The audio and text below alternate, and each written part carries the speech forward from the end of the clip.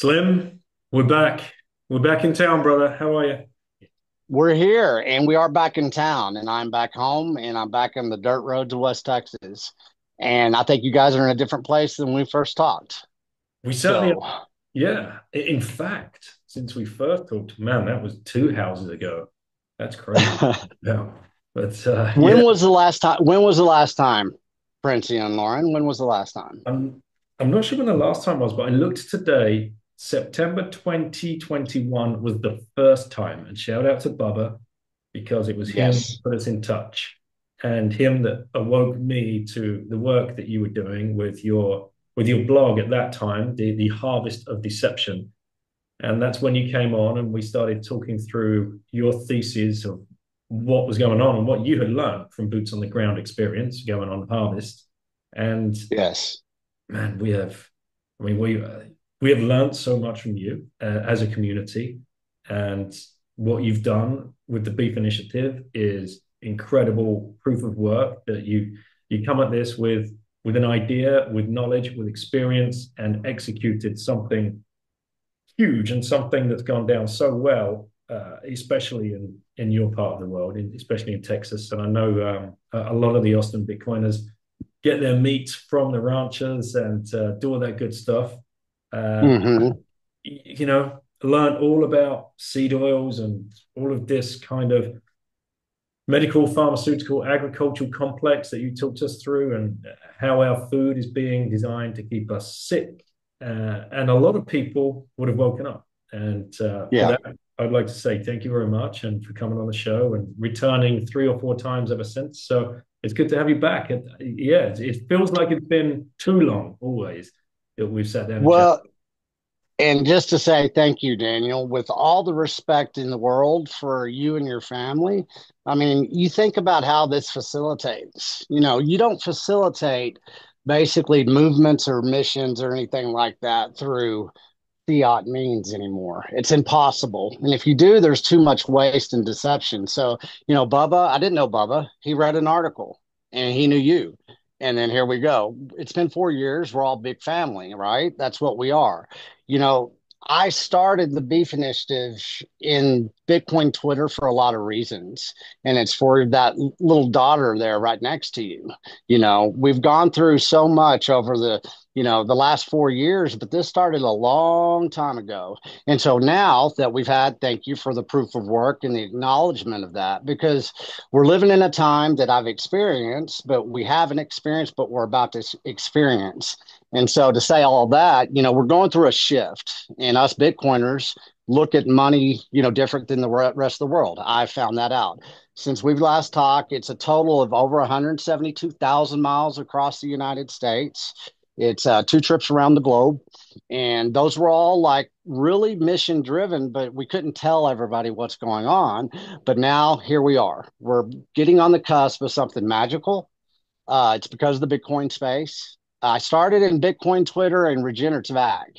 And now everybody gets to figure out why and where are we after 4 years of selling beef, Bitcoin and beef, going around the world, looking at no borders, looking at a big Bitcoin ethos that we hope that most people truly understand, maybe a little bit more than we did 4 years ago. I think that people understand the cattle industry a little bit more. We know that people are paying attention to regenerative agriculture.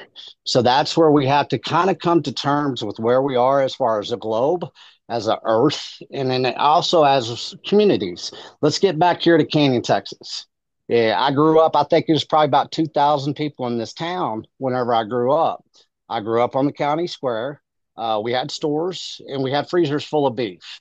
So here we are, folks. We're about to go take on something. Oh, wait, we already have. We've been doing this for a long time, and now we get to finally unclassify everything over the next, I don't know, 60 days. So a lot of this stuff was stuff that was classified at one point in time and in the intelligence of agriculture. So, it's time to level up because people are waking up. Money's broken, food's broken, health is broken, communications are broken. All right, let's put it all together in a decentralized way. Everybody forget. I live in Canyon, Texas. It's the Great Plains. It's the breadbasket. It's the Llano Estacado. It's Camacharia. It's a Caprock. There's a million people coming my way, and I don't want them here. And we're going to talk about what's going on across this globe because I've seen it. So, hello. I'm glad to be here, guys. Let's move Love it. forward. Love it, love it, love it. I'm looking forward to listening to what you've been up to and where this is all headed. But of course, Lauren, you're going to have to fire away and ask Slim the first question. Well, what have you been up to? Oh, that's a wide open one. So, all right, I've traveled so much. And what was the question again, Lawrence? Like, what have I been up to lately? Or, okay, well, when I first started, I'd never done a podcast. I think you were the first one, Daniel. I think I've done over 200 something podcasts since then, but a lot of people have never seen them. But we have created 3 terabytes worth of content. And it started back in that content really started with you, Princey. But we started in Kerrville, Texas, at the Texas Museum, Cowboy Museum, and it's a famous, really cool place in Texas. So what I've been doing lately is the same thing I did in Kerrville, Texas.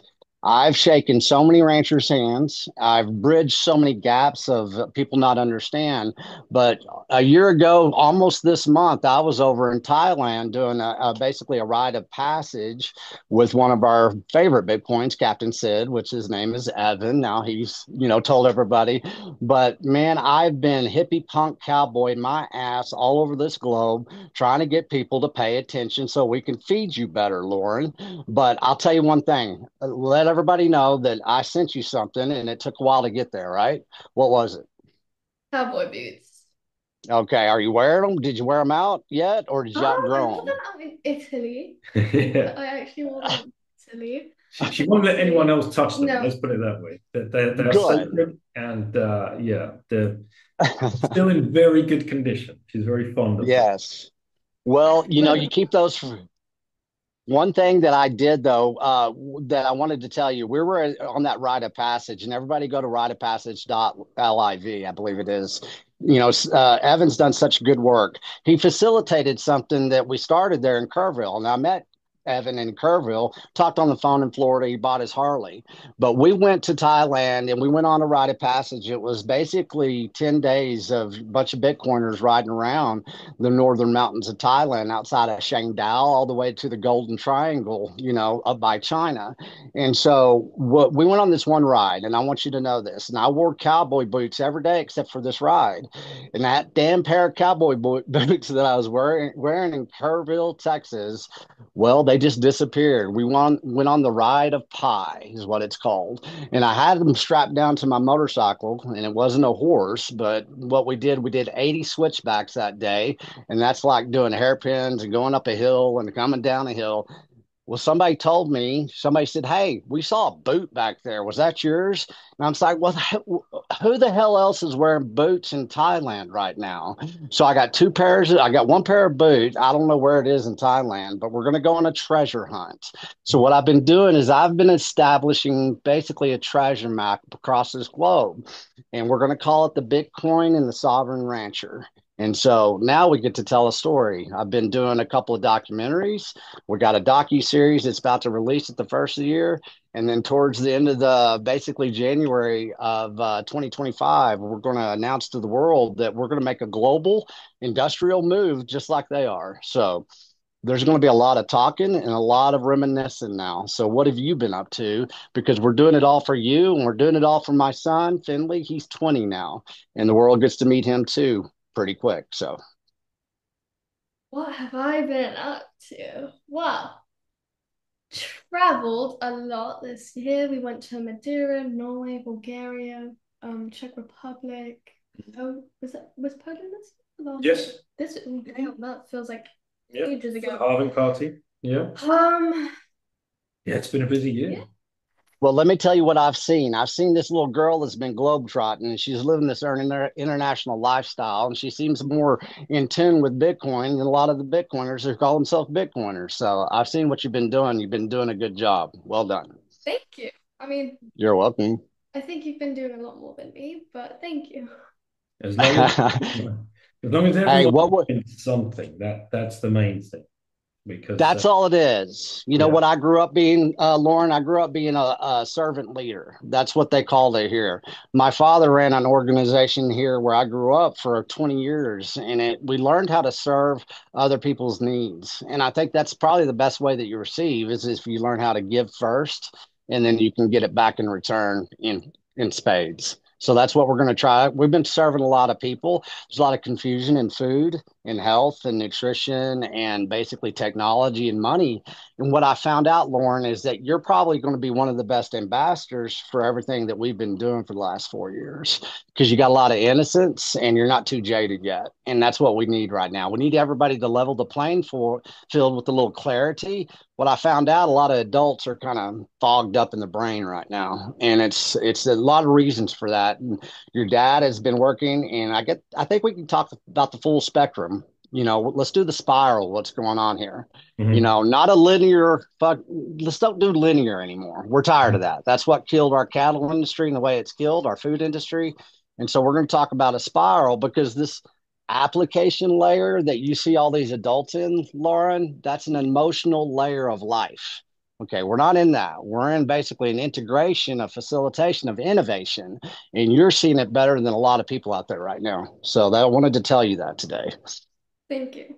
And there's You're going to be welcome. lots of opportunities for you guys and all the other younger Bitcoiners. And what's been great is the conferences that we've been going to on this side of the pond are very family focused. There's families come to the conferences here. A lot of kids are coming, and you've made a lot of friends, kind of like in that teenage group, right between 12 to 18.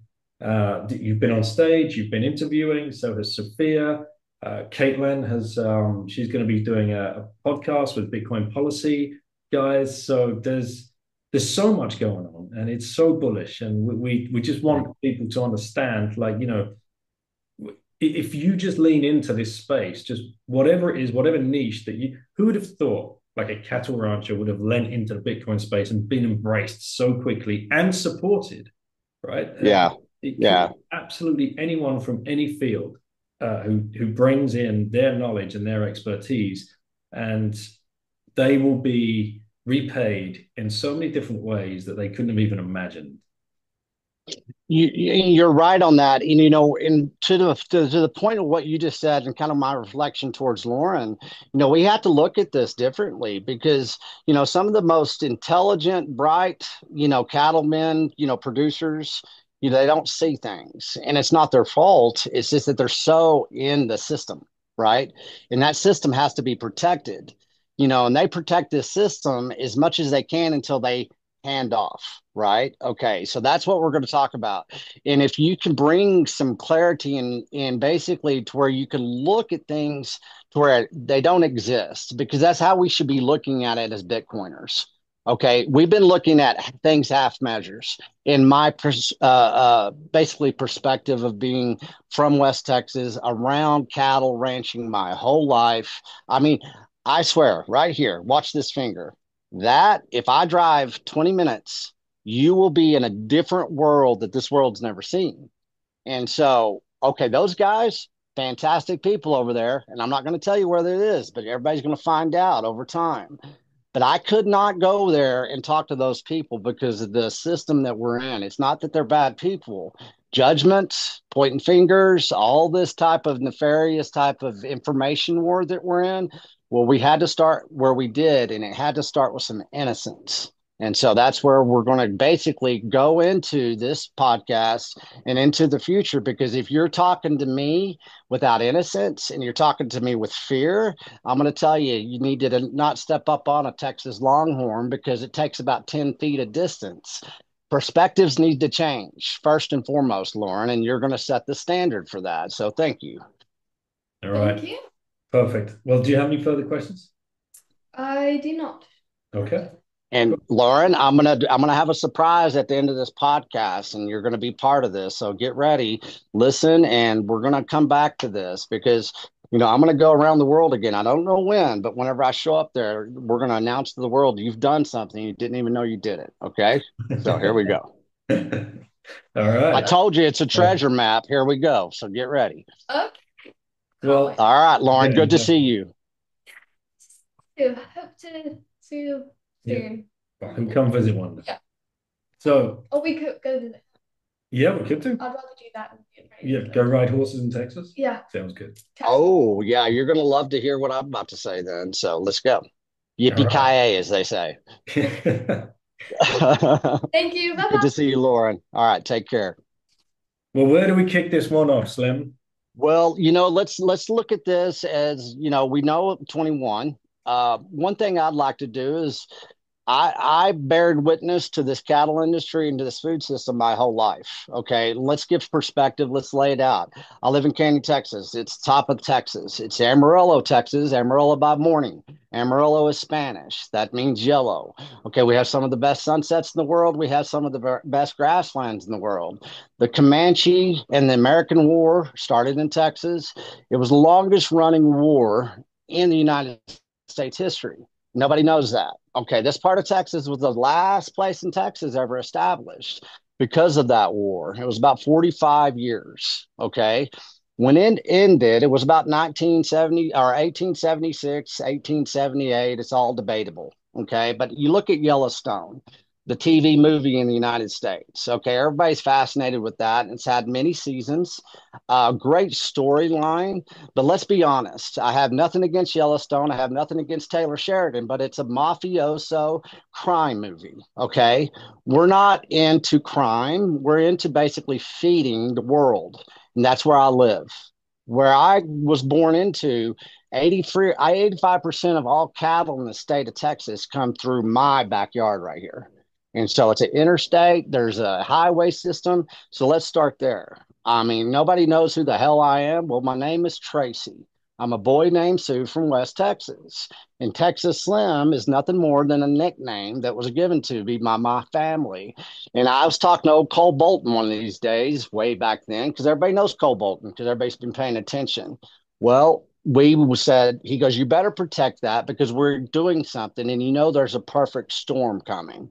That was back in September 21. I talked to Cole Bolton, Jason Rick, myself, and Justin Trammell, four cattle ranchers, four basically different dimensions of cattle ranching in the United States, different education, different demographics, different basically age groups, different generations, different perspectives.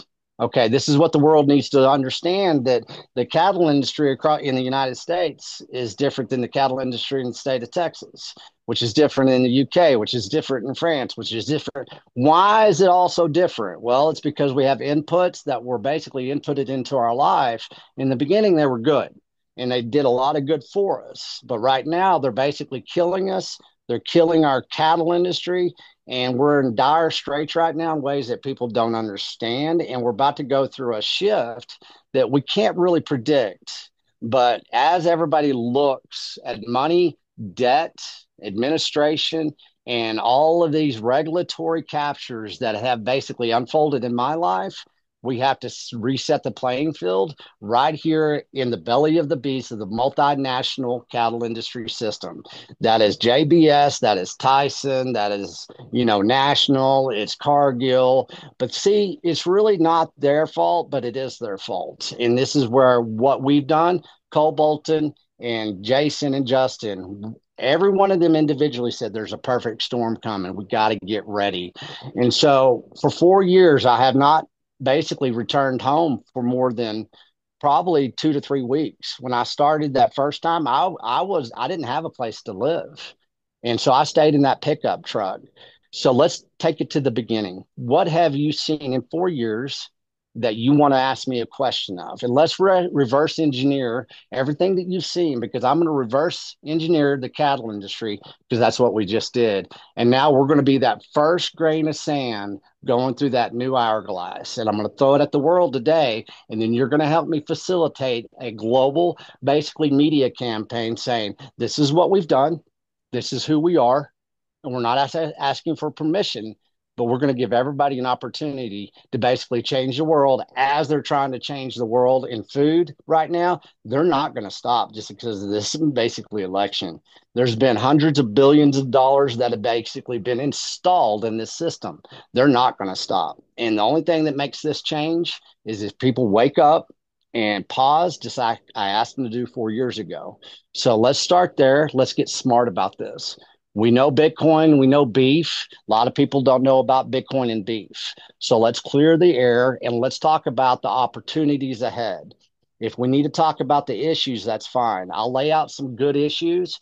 We're in the lowest inventory of cattle right now in the United States of America. How did that happen? Well, COVID and everything else. What happened in Texas since we talked? We had the biggest wildfire in the state's history. My skies are not blue anymore. They've been sprayed from the air. Okay, we got inputs that ain't coming back again, and they're going to be more expensive. We're going to go through a global industrial food shift. Energy is going to dry up. It already is in UK. You're seeing it. And so where do we start with food? What are you going to do whenever the lights go out? What are you going to do when there's no more cows in the United States of America? Oh, there's going to be plenty of cows that are just getting shipped overseas.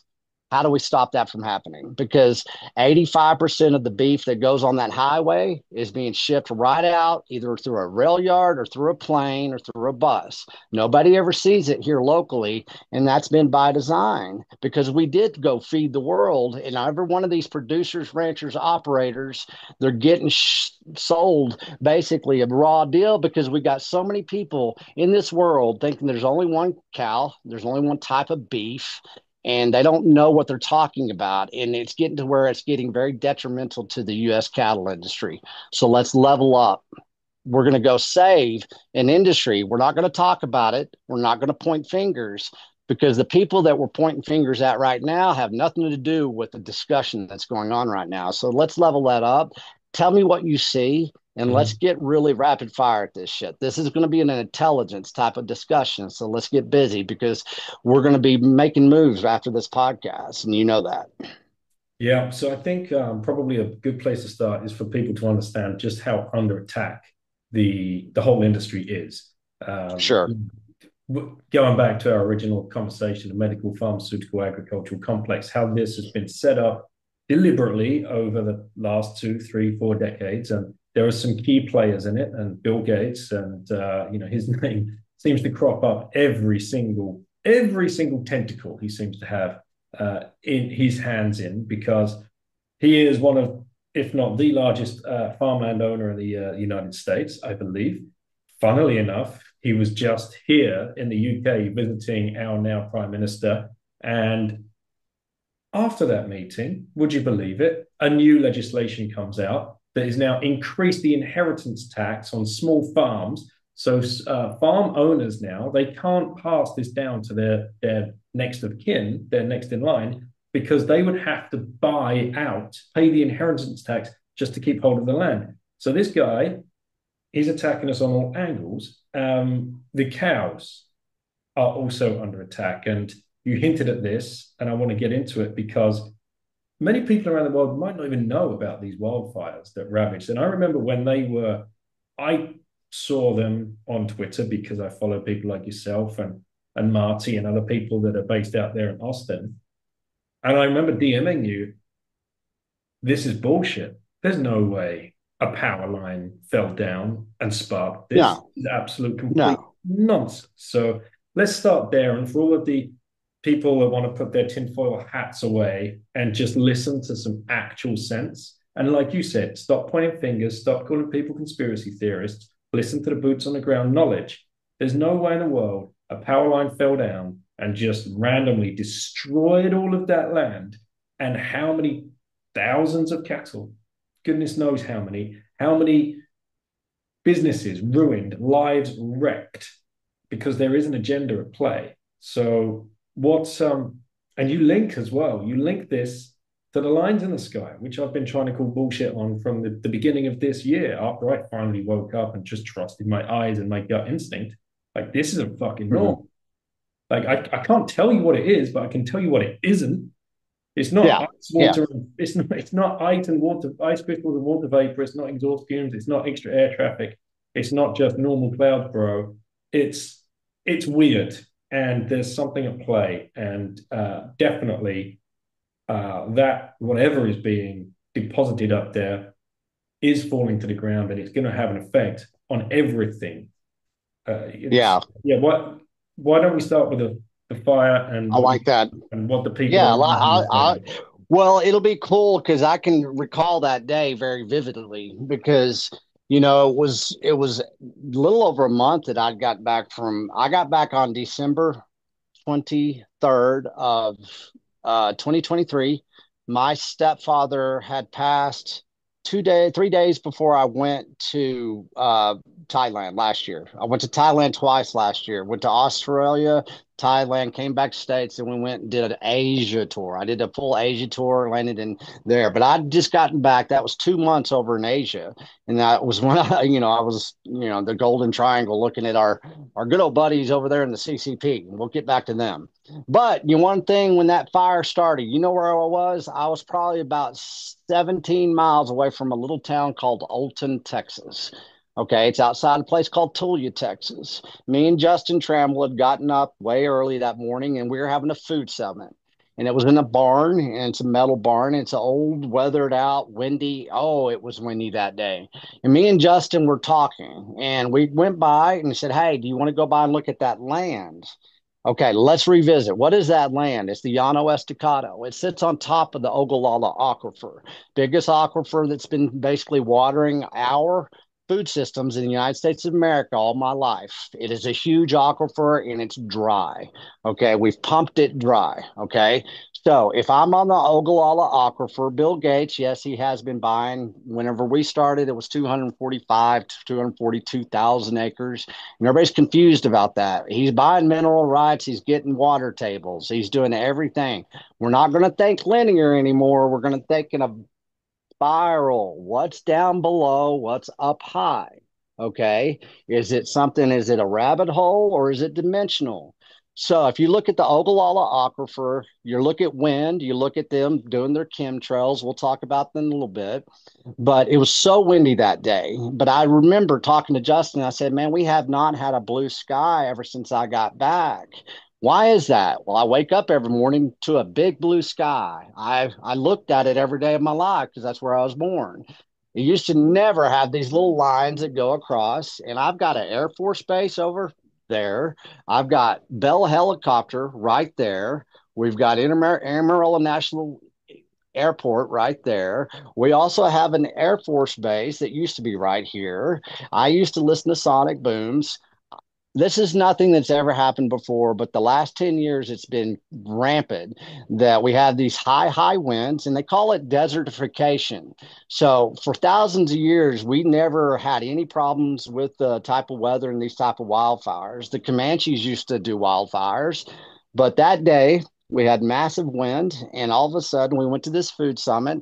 I was in a lockdown at lunch in an NDA discussion with a global aggregated person that does beef. And all of a sudden, we're getting back. And I said, "Man, that ain't the same gray stuff that they just sprayed this sky with." And so it was the fire. And we drove into something that we'd never seen before. And it basically was a nightmare. But, I sent you that trailer, but I was able to basically get back, got our bearings. But that was the biggest wildfire in Texas history. And it was on some of the nicest, most beautiful grasslands this world has ever seen. And the world doesn't know that. And so, there's a place called Adobe Walls. And if you look that up, where that fire was really close to Adobe Walls back in the Comanche Wars. Okay, how did we defeat the Comanches? We destroyed their food system. What was their food system? It was bison. Okay, bison was their food system. We could never defeat them. They were tougher than us. And so they were savage, but they taught us, Texas Rangers, how to fight. That fire had no reason to be in the Texas Panhandle that day, and there's no reason that had that many basically planes in the sky a couple of weeks leading up to that fire. Their excuse is a power line down. No, no, no, no, no. This thing was something that the world's never seen. And ever since, even before that, we had other fires across this planet. And so you have a group of people that have been stewarding that land for hundreds of years. We have national artifacts out in that land. There's nothing out there except cattle. That's it. Nothing. And now there's going to be solar farms. There's going to be all kinds of relief. There's people that can't get paid for the fencing. Can you imagine 1.2 million acres in grasslands? It's the only thing that is useful is if you can keep those cows in your land. Well, that was a very nasty, fire. Well, there's over 1 million basically miles of fence that still need to be built, and our government didn't show up. And so we facilitated relief as fast as we could. And, we're getting calls to this day to where people are about to get, belly up because they were told, go spend your money. You might not be a rancher. You might be an operator. You might be basically a producer. This is what the America doesn't understand. Who gets the money and who gets when and where? A lot of guys that didn't need the money, well, they got money fast. A lot of people that basically have no leverage probably won't ever ranch again. So that wildfire had nothing to do, like I said, to be in the Texas Panhandle. There's so many things that we know now that, it wasn't from a power line. That's all I know. But Mm. I'm not going to go any further than that. But you don't burn up 1.2 million acres like it burned off. And why did they not? Why you saw that thing? They said, why were they calling off the air support? Why Mm-hmm. were the helicopters called off? Exactly my question. Like exactly what you said. Yes. You just named 4 airports around the area. Yeah.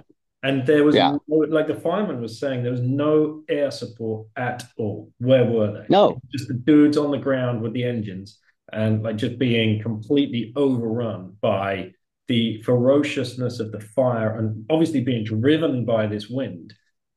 Yes. And if you look at that, because this thing jumped highways, interstates, I mean, it is something, it was Armageddon. And you hear some of these are tough people.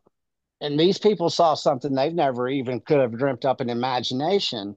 And so you look at all these disasters, these are not basically natural disasters. What do you say It's beyond that? grassland. If it's grassland, why did it go up so easily? Like what, if it's just grass, there's Well, well, it is buffalo grass and it is the Texas Panhandle. One reason it went up because it's dry. We're suffering droughts like we've never suffered before. mm, But still, you don't burn up 1.2 million acres. I'm sorry, you just don't. And that just people don't even know how to fathom that, right? It went all the way to Oklahoma. Okay. Federal government didn't do a damn thing to put that fire out. They said let it burn as much as they could. We know they said that, and they said it's just going to come back. And they Texas Parks and Wildfire says, well, don't worry about it. It was just a fire. It'll come back better. Okay, our basically expertise of forage and wildlife management in the state of Texas has not a fucking clue what they just said when they said what they said. And so, do you keep on trying to convince these people? Do you keep on working in a system that is basically over the last 4 years have been part of 140,000 farms and ranches being eliminated in the United States of America? How much in the UK? How much in France? Come on, guys, this is happening, and it's called asset reallocation. And it mhm. doesn't matter if you know how it's happening, you better secure your assets in a way that you didn't in the past. Because the type of assets that we used to secure a fire like that, it was non existent this time. And you're right. We don't know. We know it's not a power line. There are No. obviously theories of direct energy weapons, and Yep. if Can I so, give you can I give you something I know for a fact? yeah. And I'll tell you this right now. Okay, you got safety inspection poles. They have tags on them. And I will say this, and everybody, you want to go down a rabbit hole, go for it. We need more research analysts. We need people to take what I say right now and run with it. Okay, that same company that was doing research and basically safety line was the same company that did the same type of stuff in Maui. Okay, we know for a fact there's probably some backdated safety pole tags. And so everybody run with that. I think some of it's public, but there's something there. And once again, is it class action? Is it going to be Excel? Excel? Why does Excel Energy not have to, take responsibility? They said, yeah, it was down. But if you look at the layers of how they get to not take ownership, let's just not listen to what they're saying, but let's go off of what I just said. Maybe there's something there. Maybe there's not. I bet there is. But if you look at basically, all right, you look at poles, power line poles, they have safety inspection tags on them. They Mm. look a certain way. They've got metal on them. Some of them, you nail them into a pole. Some of them, they're metal on a metal pole. But if you look at that, I don't think I'm wrong that there was a lot of backdating on safety inspection poles that had basically tags that weren't there before the fire. And they were No. backdated. We know for a fact that, well, hell, where did that damn thing survive the fire and everything? And here it is. Well, that wasn't on there. We have proof that wasn't on there before the fire. So let's stop right there.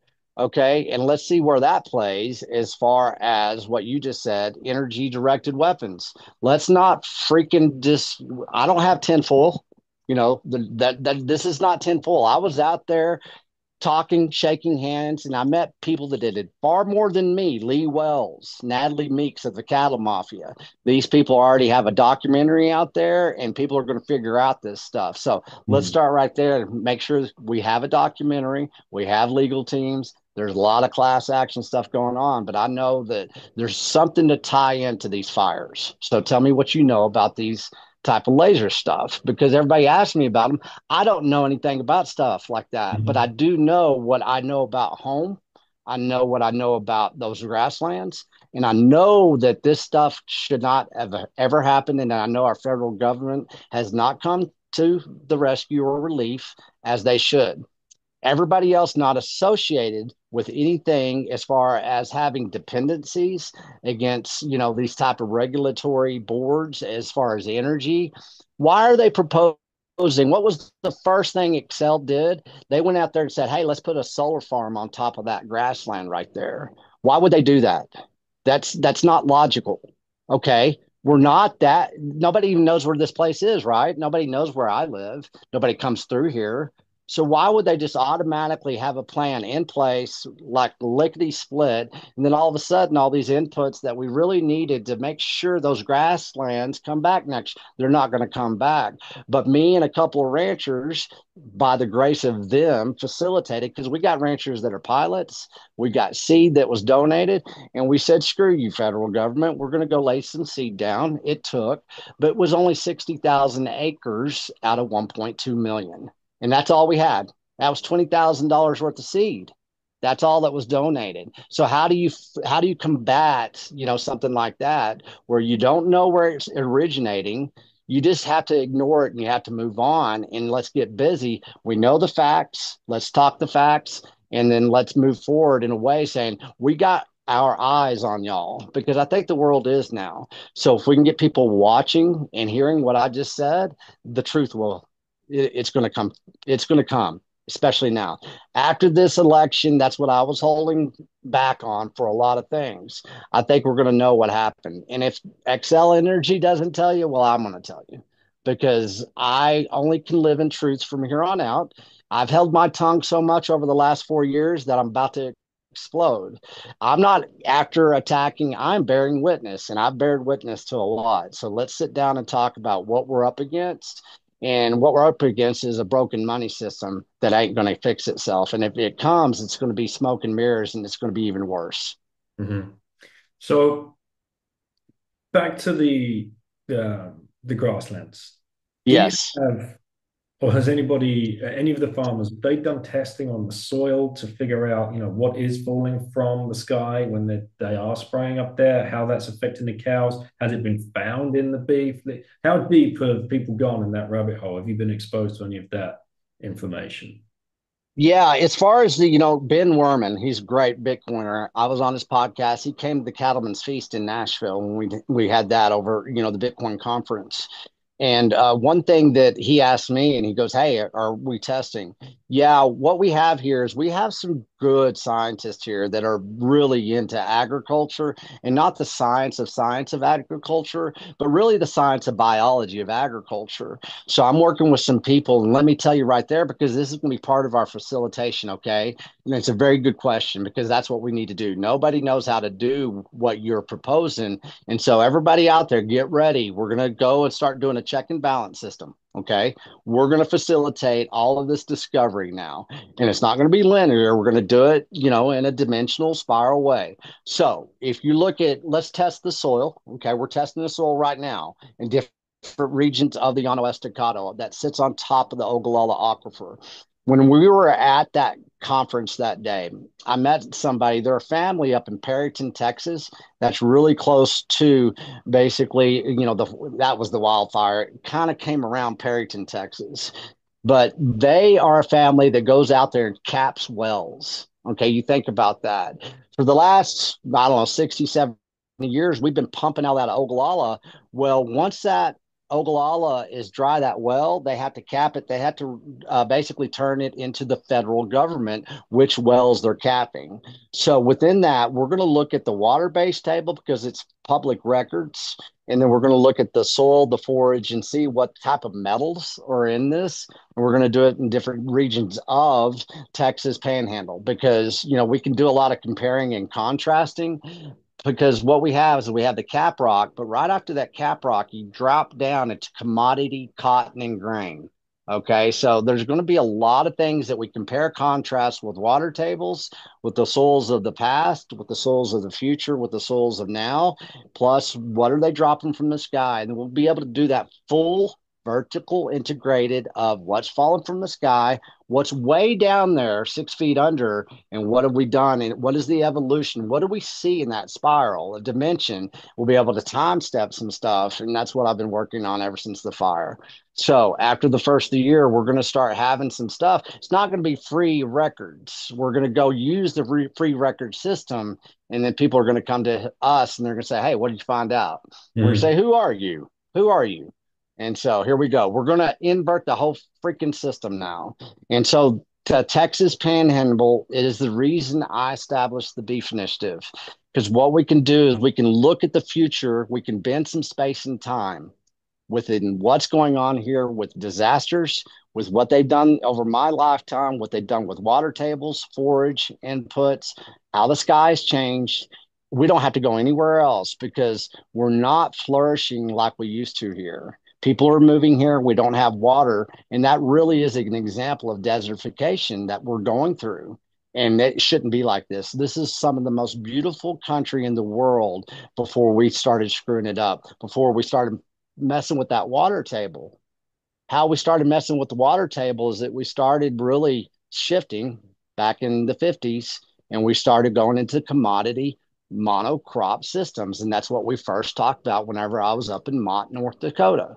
So we have a full system that we can look at the past, we can look at the present and in the future. And that's what I'm going to be doing over the next 4 years. And I'm going to make sure that everybody in the world knows what I'm doing.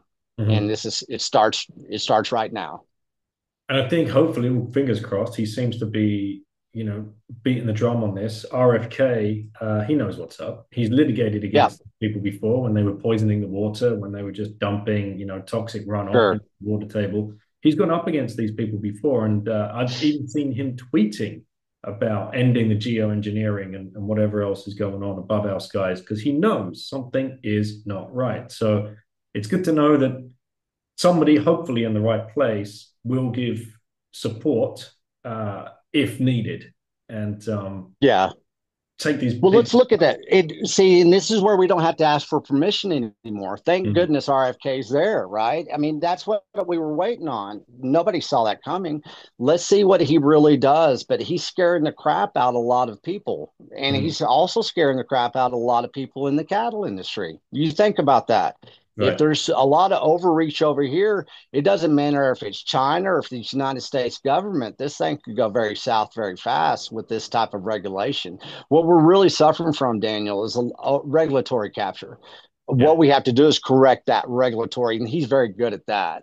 So I'm very, very ecstatic about what can come out of this because, you look about, what did I say? I said, hey, man, this is a great American health initiative being led by the great American rancher. I said that 4 years ago, and because you brought up in this podcast, we were talking about the medical, pharmaceutical, agricultural complex. Okay, let's talk about Bayer and Monsanto. All right, Bayer and Monsanto. Bayer basically, consolidated them back in 2017, 2018. That was a bad move, right? So let's go back to why did they make that move? Wall Street really was not happy with that. Well, since 2017, everybody look up New Dell, Texas. They have one of the biggest freaking science I mean, it is huge. It is should not be where it is, and it's all about everything that we're trying to eliminate in the Texas Panhandle. So we're going to compare and contrast quite easily here, and we're going to be very transparent because I grew up 2 blocks away from West Texas University, and now it's West Texas A&M. That's an agricultural university, and so let's see who's investing into West Texas. Let's see who's investing in all of these universities because we now have something called the I Am Texas Slim Foundation. It is a federally recognized nonprofit foundation, just like the Bill and Melinda Gates Foundation. So let's go see what they did. And we're going to tell you what they did and how they got so rich by giving all the way their money. And so a lot of people don't know how they basically engineered their way into the global system that they did because they did a very good job of it. And they're going out there right now and they have really deep ties with this current administration just because the money that they spent. Bill Gates goes and spends $200,000 here. He goes and spends $200,000 here. That's a political maneuvering that everybody should understand. And so he's done that in the past. I don't know what's going to be in the future, but we are a new watchdog. We do have a nonprofit foundation, and we have basically something in the cattle industry called the beef checkoff mark. Okay. Now think about this. It's a $1 tax that we started that the cattle industry in the United States of America has paid into over $10 billion to one program that's supposed to promote and advertise and market the independent rancher producer of America. And basically, we paid $10 billion into it. And you know what we got out of that? One commercial beef. It's what's for dinner. That's it. So if you look at that system, well, we have a new system and we have a fully integrated system from the soil all the way to your fork. I can get beef to you in the future, Daniel, and it's going to come from Canyon, Texas. And so this is what we're going to work on that the whole world's going to understand. Right over to my left, there's been 3 trains that come by. I've got a video up of my Modern T Man. There's a company, it's called Lineage. Well, they're in Freona, Texas. I don't know if they're good or not, but that beef ain't staying right here in Canyon, Texas. And I have a problem with that because that beef should be feeding my child first. And everybody in Canyon, Texas should be saying something. Well, every producer and rancher and operator that produce that beef, because it is the best beef in the world. Well, they should be up in arms about it, but they can't. They don't have a voice that they can basically speak to as far as what I just said. So if you look at everything, we're going to look and study a system from a Bitcoin perspective. And now we have the same system that Bill and Melinda Gates is operating in. Well, we have the same thing in the Beef Initiative. We have the I Am Texas Slim Foundation. We have the Beef Initiative, which basically in the long run will really be some type of a co-op system for the United States Cattle Association or the cattle industry. It's not an association. We don't answer to anybody. Guess what? The Beef Initiative never basically took out any money. We've never had any venture capital money or anything. We did this with grit and we did it boots on the ground. And now we get to offer a system that in every time that somebody brings up seed oils, antibiotics, stuff falling from the sky, they're going to look over at a new cattle industry.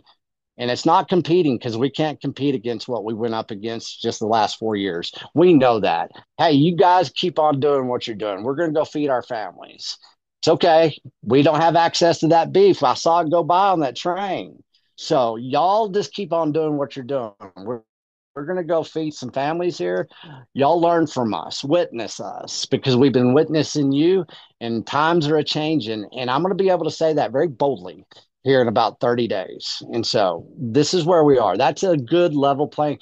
And it's boastful, is it? I don't know. I play smoke and mirrors, man. I'm playing Texas Hold'em poker with a freaking industry that's killing us.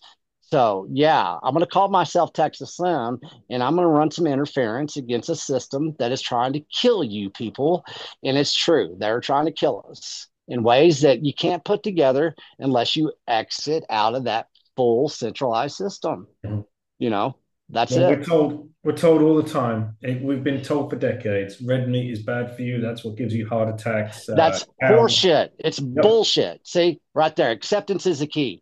That's where we stop the argument. You're wrong. We've got how many hundreds of doctors do we have in Bitcoin now that are saying bullshit? How Yeah. about Thank Dr. you. Brooke Miller of the U.S. Cattlemen's Association, U.S. past president of the U.S. Cattlemen's Association, 9-generation doctor, lives in Washington, Virginia, the first township in Virginia in the United States that called themselves Washington after George Washington.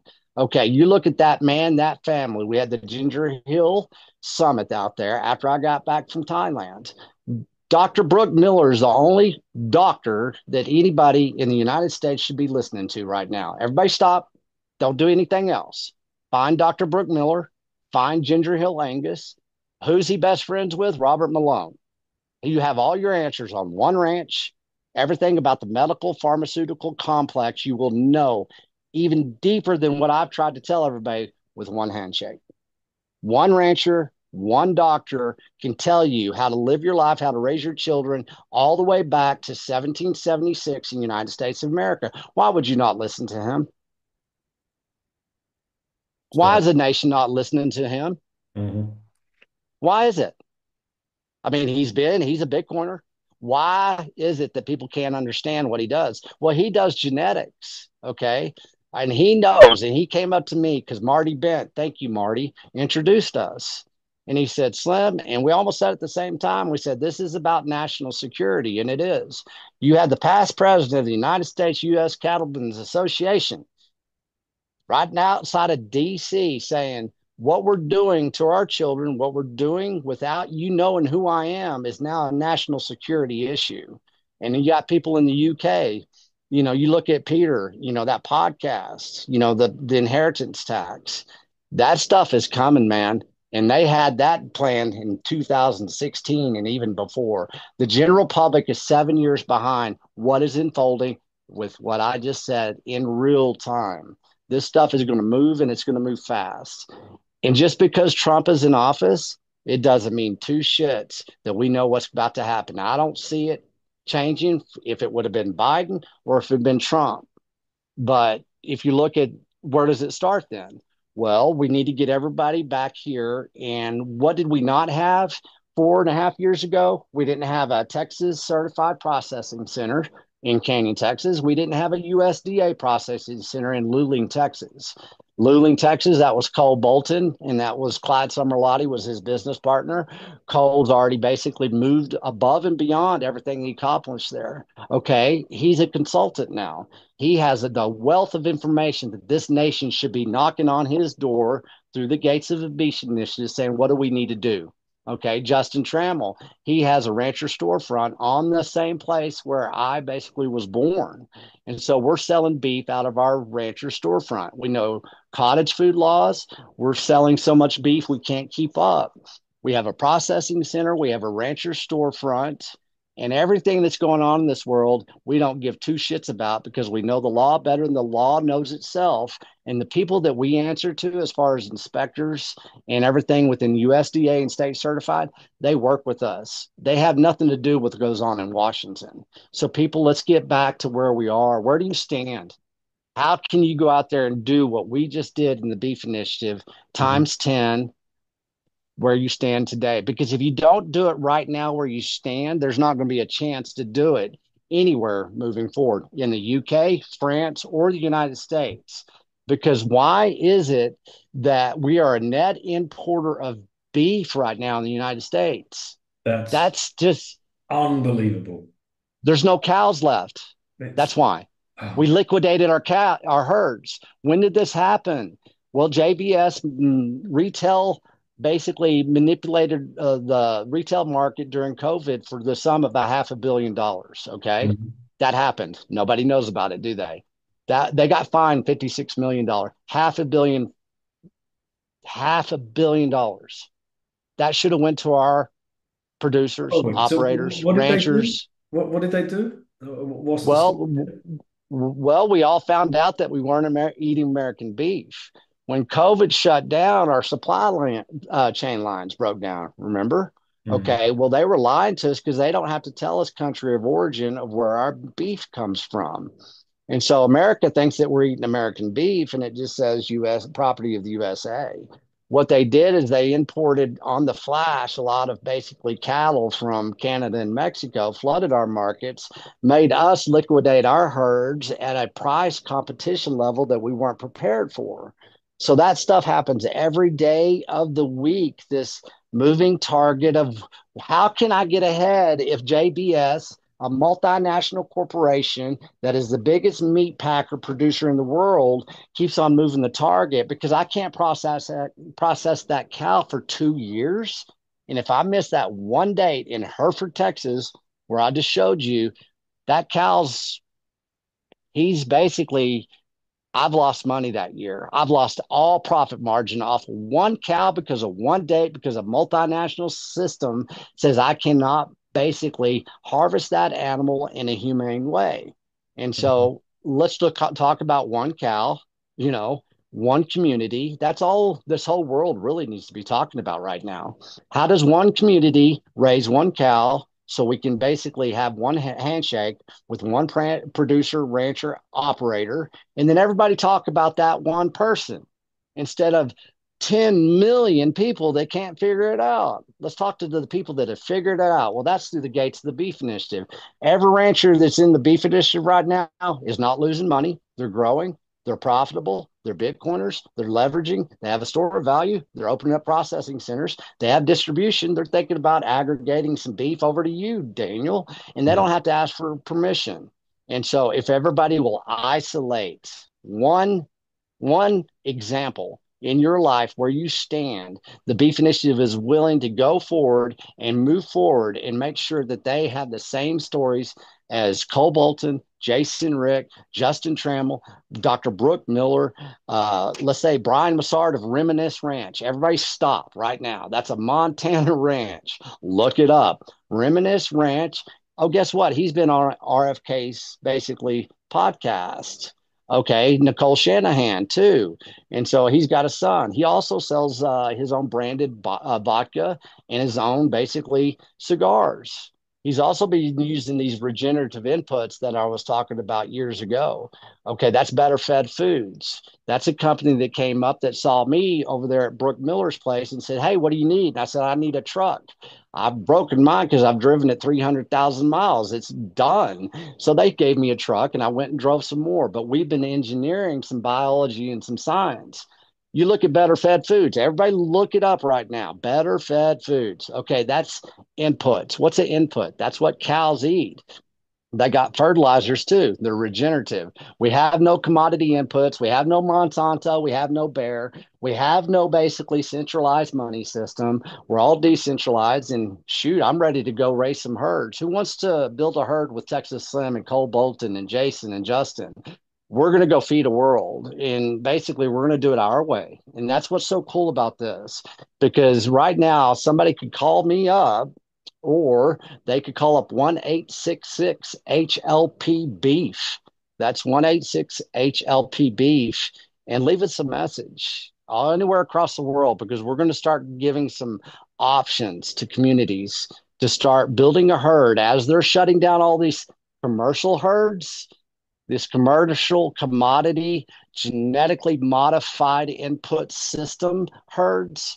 Well, as they're basically eliminating them, now we're going to take it from there and we're building herds. And so you all go ahead and do whatever you're going to do in that centralized system because now we know that we can build a herd of one cow or let's go with 10,000. What do y'all want?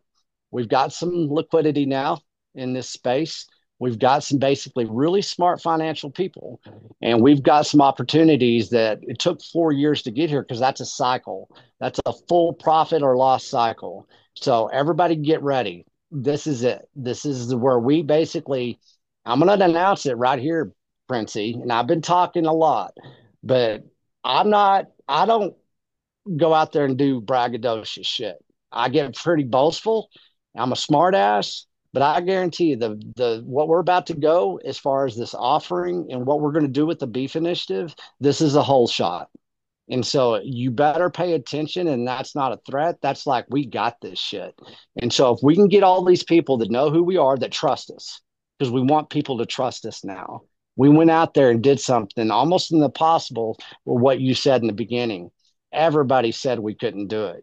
And 4 years ago, four gentlemen, and then a lot of other people came behind us. This is a new cattle industry that you don't have to ask for permission. Quit worrying about all the other broken systems. Don't even think about it. Don't even acknowledge them. Quit validating the deceptions. If you know they're fucking broke, don't validate them. Come on, people. You've got people that are giving their lives over to you. Every one of those people that I just said, that's what they do. They get up at 3:45 every day. We don't have time to be in front of this freaking camera all the time. I've suffered basically. A lot of people have talked a lot of shit because I quit podcasting, and that's fine because I couldn't continue to do podcasting talking about the trendy emotional layer of our food systems. See, that's the emotional linear layer. Okay, as y'all were stuck in that emotional linear layer of emotions, well, we were in a vertical spiral of a new DNA of a cattle industry. And that's where everybody can come in freely. We have that docu-series. Just wait till you see what is in that. And so as we get this level set, this course correction, I came back to you and I said, hey, Princey, I need to get going. And I was probably a little bit because we didn't know what was coming our way probably 2 to 3 months ago. And I'm going to let everybody know there's one person in this world that can do what we're about to go do, and it's me. And that's not because it's me, Texas Slim. It's because a Bitcoiner said, hey, y'all need to pay attention to this. We hear you, Bitcoiners. Will you hear us now moving forward? Because we have a cattle industry that doesn't understand y'all yet because they think that y'all hate them. They don't understand when you're basically and these are the feedback. I'm not being the judge here. This is feedback.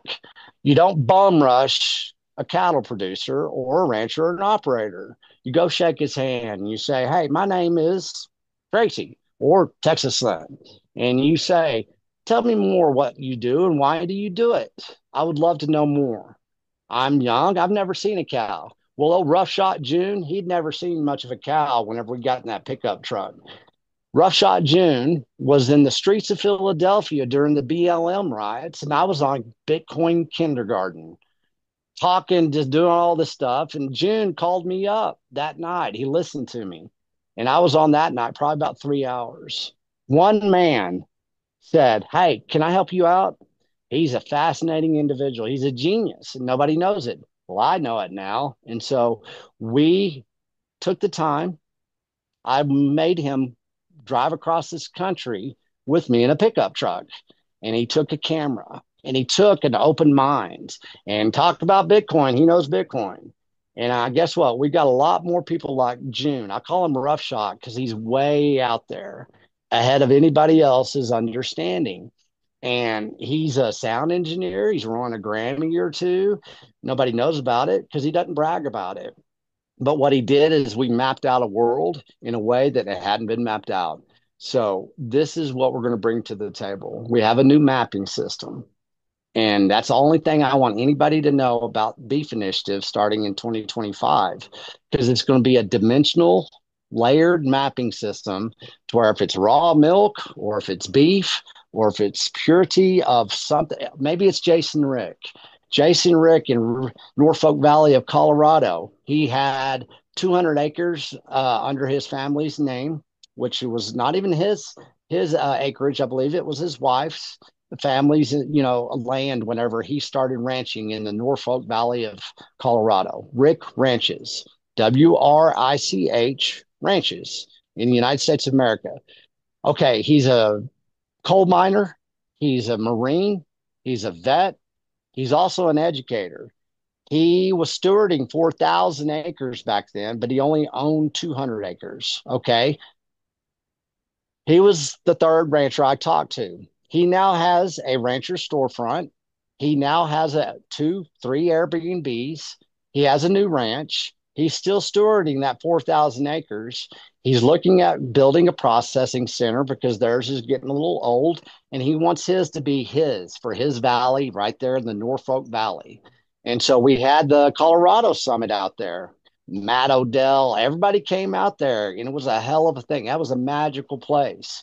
Guess what? We have 10,000 of those places across this globe that we're going to start giving market access to everybody to go shake a hand and say, hey, why do you do what you do? Let's start off with America. You can go to beefmaps.com. And now we're going to get 10,000 ranchers to open up 10,000 gates because we have a movement. And this is a movement, folks. We've sold millions of dollars worth of beef. We didn't ask for permission. And we've had ranches that are waiting for Bitcoiners to come up there and saying, hey, it's not about number go up. It's about a store of value. We've been watching these people over here in the beef initiative. We understand that maybe there's some asset reallocation. What is your pain point with credit cards? Are you paying 3.75% on your interest to swipe that credit card? Why don't you just do this? Why don't you just do a point of sale with Bitcoin? Take that 3.75%. Won't you put that in Bitcoin? Keep it in Bitcoin. That's your savings account. You didn't do 3.75% to the credit card company. Now you're trading beef and Bitcoin. Now you have somebody that's peer to peer. It's a store of value you didn't think coming your way. That's all you got to do. If not, then basically, why don't you just give them some Bitcoin? Why don't you just give it to them and say, you know what? I'm going to do this because I'm going to make sure that you're here in the next 200 years. With what we're about to announce in the Beef Initiative, that's what me and Jason, Cole, and Justin talked about from day one, that we're going to go secure basically the vision and the opportunity to establish a 200-year-old cattle system in the United States of America, because I think we basically proven to the world that there's a new store of value, right? What is it? Well, it's Bitcoin. It's new technology. Okay, yep. But what else? What is? A lot of people don't know what it is. Number go up. What was it back in 21? What was it about 19, 20, 41,000. Bubba pointed out today when we first chatted, it was at 21? 41,000. Think about that, and think about where it is now. What if we would have basically created a herd 4 years ago? Think about that. At that, somebody out there, go out there and do the math. What does it cost right now to raise, let's say, 37 cows? I know exactly how much it costs to raise 37 cows. Does anybody else? Nope. Ranchers don't even, nope. They don't know the store of the value of the cow. How many breeds of cows do we have? Everybody knows Black Angus. Shit, man, that's just one breed. What about the Hereford? What about the New Guinea out there in Australia? What about Jacob Walkie? What about a Brangus? What about an Angus? What about a Longhorn? What about all these wonderful breeds that now the USDA is saying we might not even accept them through those processing centers? And so, what do you do to that rancher that has a Brangus mix down in South Texas? He has a Brangus mix because, well, that's Brahma and Angus, because a Brahma is very hardy. He's going to be able to handle that 110-degree heat. He's not going to go into metabolical failure like they did in Kansas. That happened after you and I talked. That was 20,000 cattle dropped dead overnight. Those were Angus cattle. Black Angus, one of the best genetics in the world. Everybody's like, "Oh my God, the government killed those 20,000 cows." Did they? No, we did. The consumers did. Think about that. Those were commercial cattle. Those cows were going to processing. There was a heat wave that lasted 24 to 36 hours. Angus cattle had to put their belly on the ground to cool down. That's how they cool down. They didn't get to do that. So they were about 3 steps away from metabolic failure already. If those cattle, Angus cattle, if those operators and producers didn't have to put some of those metabolic shots into those Angus cattle because they're going to JBS, those cows would still be alive. You think about humans, you think about America. Where's our metabolic health in this nation? Is it any different from those cows that for the longest time were the healthiest damn cows until what? Until they were sold at the auction house. And then who took them over from there? Who controls 85% of the animal protein across the world? You're starting to see something that's a medical, pharmaceutical, agricultural complex. Everybody thinks you have to participate. You don't have to participate. And that's what we're going to bring clarity to. We don't have to ask for permission to do exactly what we've done the 4 years. We had those guys that are forced to do it. Why are they forced to do and make those cows die 3 steps before they go into a processing center? Well, it's because the money's broken. Yeah. It's simple. So here's the thing, because I remember you explaining this to me last time. about the processing plants and about the regulations around it and about the huge monopoly that's at play here and how that is impossible for a rancher to effectively plan to harvest that animal, for want of a better term, because they don't want to just march them into some like huge, great big facility that is going to be an awful ending to what should have been a wonderful life. These Can I people. stop you real quick? Right, real quick. Okay, these people are those operators and ranchers. Those people are Brooke Miller, Cole Bolton, and Jason Rick.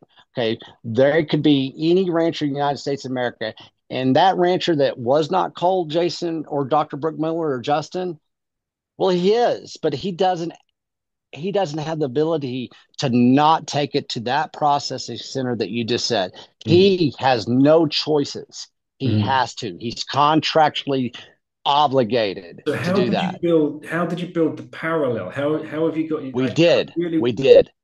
We did. how? Because this is what people are going to want to know around the world. Is like nobody wants Yes. to take their animals to the monopolized government regulated slaughterhouse because they Right. know that's bullshit. But Right. what's the red tape? How and will it work in Europe? Can we have decentralized slaughterhouses where things are done in a much better way that are geared towards the animal and towards the husbandry of the animal and the farmer and the rancher that has spent so much time, effort, and money bringing that animal to that point. How do we Well, decentralize this again? okay, let's put it in perspective, okay? And we'll do some reflection here and we'll go back to even in the beginning. We all know Adam Curry. He's a very good friend of mine now because of Marty Bent, really. And thank you, Marty, once again. Haven't seen you in a while. Let's get back on the show, Marty. But let's go back to that. Adam Curry brought up something 4 years ago. It was kind of disconnected in a way, but it was a general signal. And and Adam did a very good job explaining to Joe Rogan. He goes, "Well, my buddy Texas Slim," and Joe Rogan goes, "Oh shit, that's a cool name." And then they went back into the conversation. Well, that wasn't the point of the story here, Mr. Rogan. I'll tell you if you just kind of get us on the show, me and Justin, Cole, and Jason, because we've got some perspective. He said, "How do we scale this?" Okay, that's how we lost our food systems. We went to scale. Okay, we don't do scale. We don't do proof of concept anymore. We don't have to. And so what we've trapped ourselves into is basically a scale, once again, linear. We went linear with basically that. Okay, let's go back. How did we go linear and what was the cause and effect? We subsidized the food system and we made it so highly profitable that the incentives were to devalue the density of that value within our food, right? That's pretty much what we've come to. Going off the gold standard, everything that we've all talked about already. If you look at that and it's kind of run its course. Well, we're basically United States of America. Everybody's talking about subsidies, and this is something that we can talk about. We've subsidized ourselves out of it, out of opportunity. And so if you can get away from those subsidies, when does that subsidy start? Well, it starts with that free money. Does it not? That's taxpayer money. That comes from a government allotment. That's usually a financial tool that's been created by basically the government saying, hey, we've got $100 billion here. Let's kind of dice this up. It's USDA. It's got this data attribute, blah, blah, blah, blah. They don't just let me, individual ranchers, go after that money. What they do is they put it into all this stuff. And so who has access to those tools? Well, it's not the independent ranchers anymore. It's those big associations, those big farm credit bureau type things that were in the beginning was for the farmer. It's owned by farmers. And now if you look at Dustin Kittle versus the Biden administration, that our top-notch basically research analyst, Brianna Seigdahl, is working with, we're suing the administration right now, Dustin Kittle is. And what he's doing is he's bringing and exposing that how we've basically looked at money and allocating the money. So let's get to the UK. How are they allocating to these producers? Is it through a contract like the Monsanto Technology Use Agreement, to where if you don't use this input, this seed, this antibiotic, then you're null and void? Remember, we're starting over. What are we up against?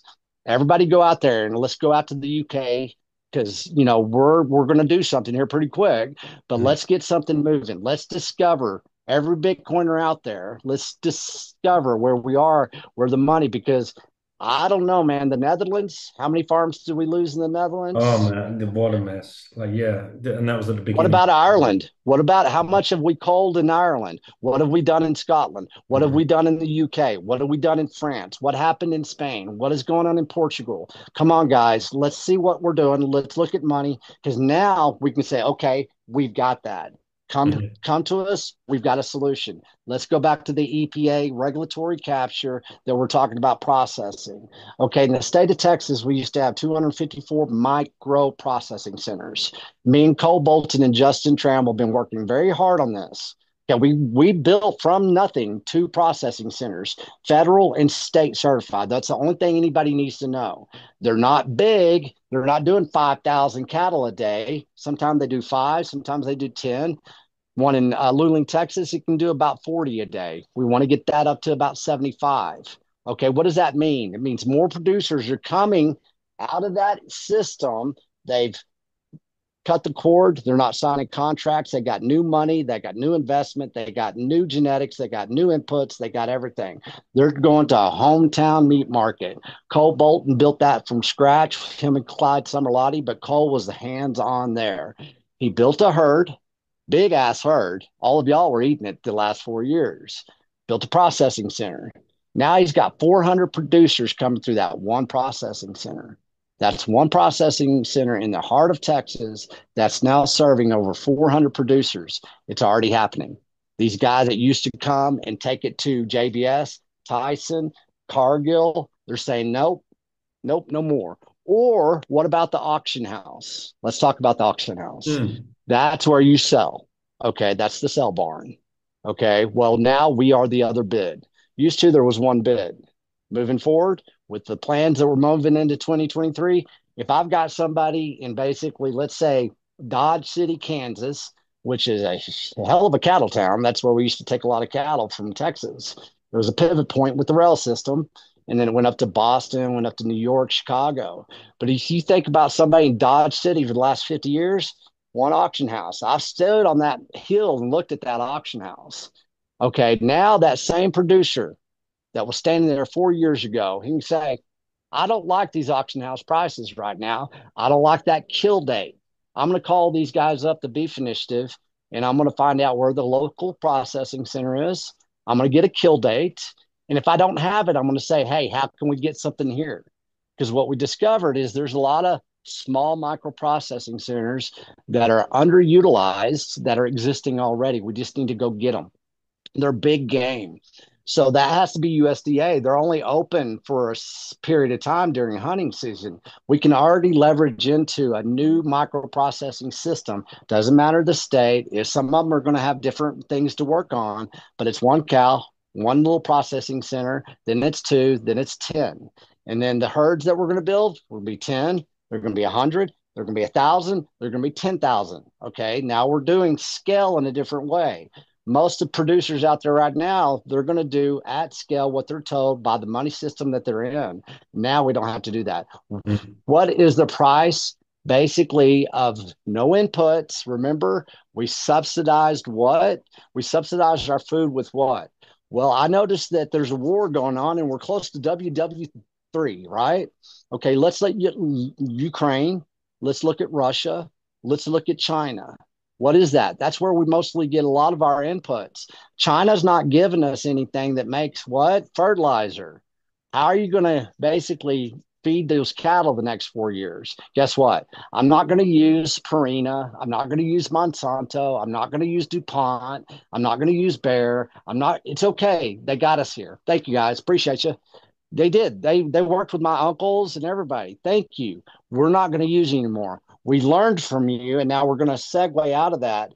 And so the auction house price, now maybe he's saved a lot of money. He's not going to go to that centralized auction house. His inputs, he didn't spend $2,000 on inputs this year. because he basically put A plus fertilizer, which is Steve Williams, which is Better Fed Foods, which is one of Dr. Brooke Miller's good friends, which knows Robert Malone. We're getting 6 degrees of separation where you can take one cow, one producer, and have just one bid in the past. Now we have two bids, and that bid is going to go global. It's not going to be something that we isolate here. Okay, that said a lot. There's another bid coming. If you have a small processing center, the EPA is a weaponized machine here in the United States. It's a regulatory machine. EPA is proposing now that we have to do a new water filtration system on processing centers in the United States of America. JBS, Tyson, Cargill, National, all these other guys, they're okay with that because that water filtration system is about $250,000.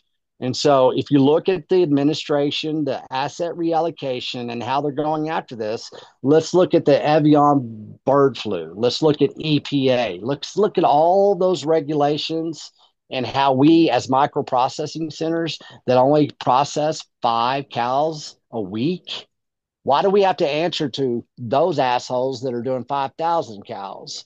Well, we've got precedents. We got USDA precedents. We got state precedents. We got the state inspector of Texas saying we need to get back to 254 processing centers in the state of Texas.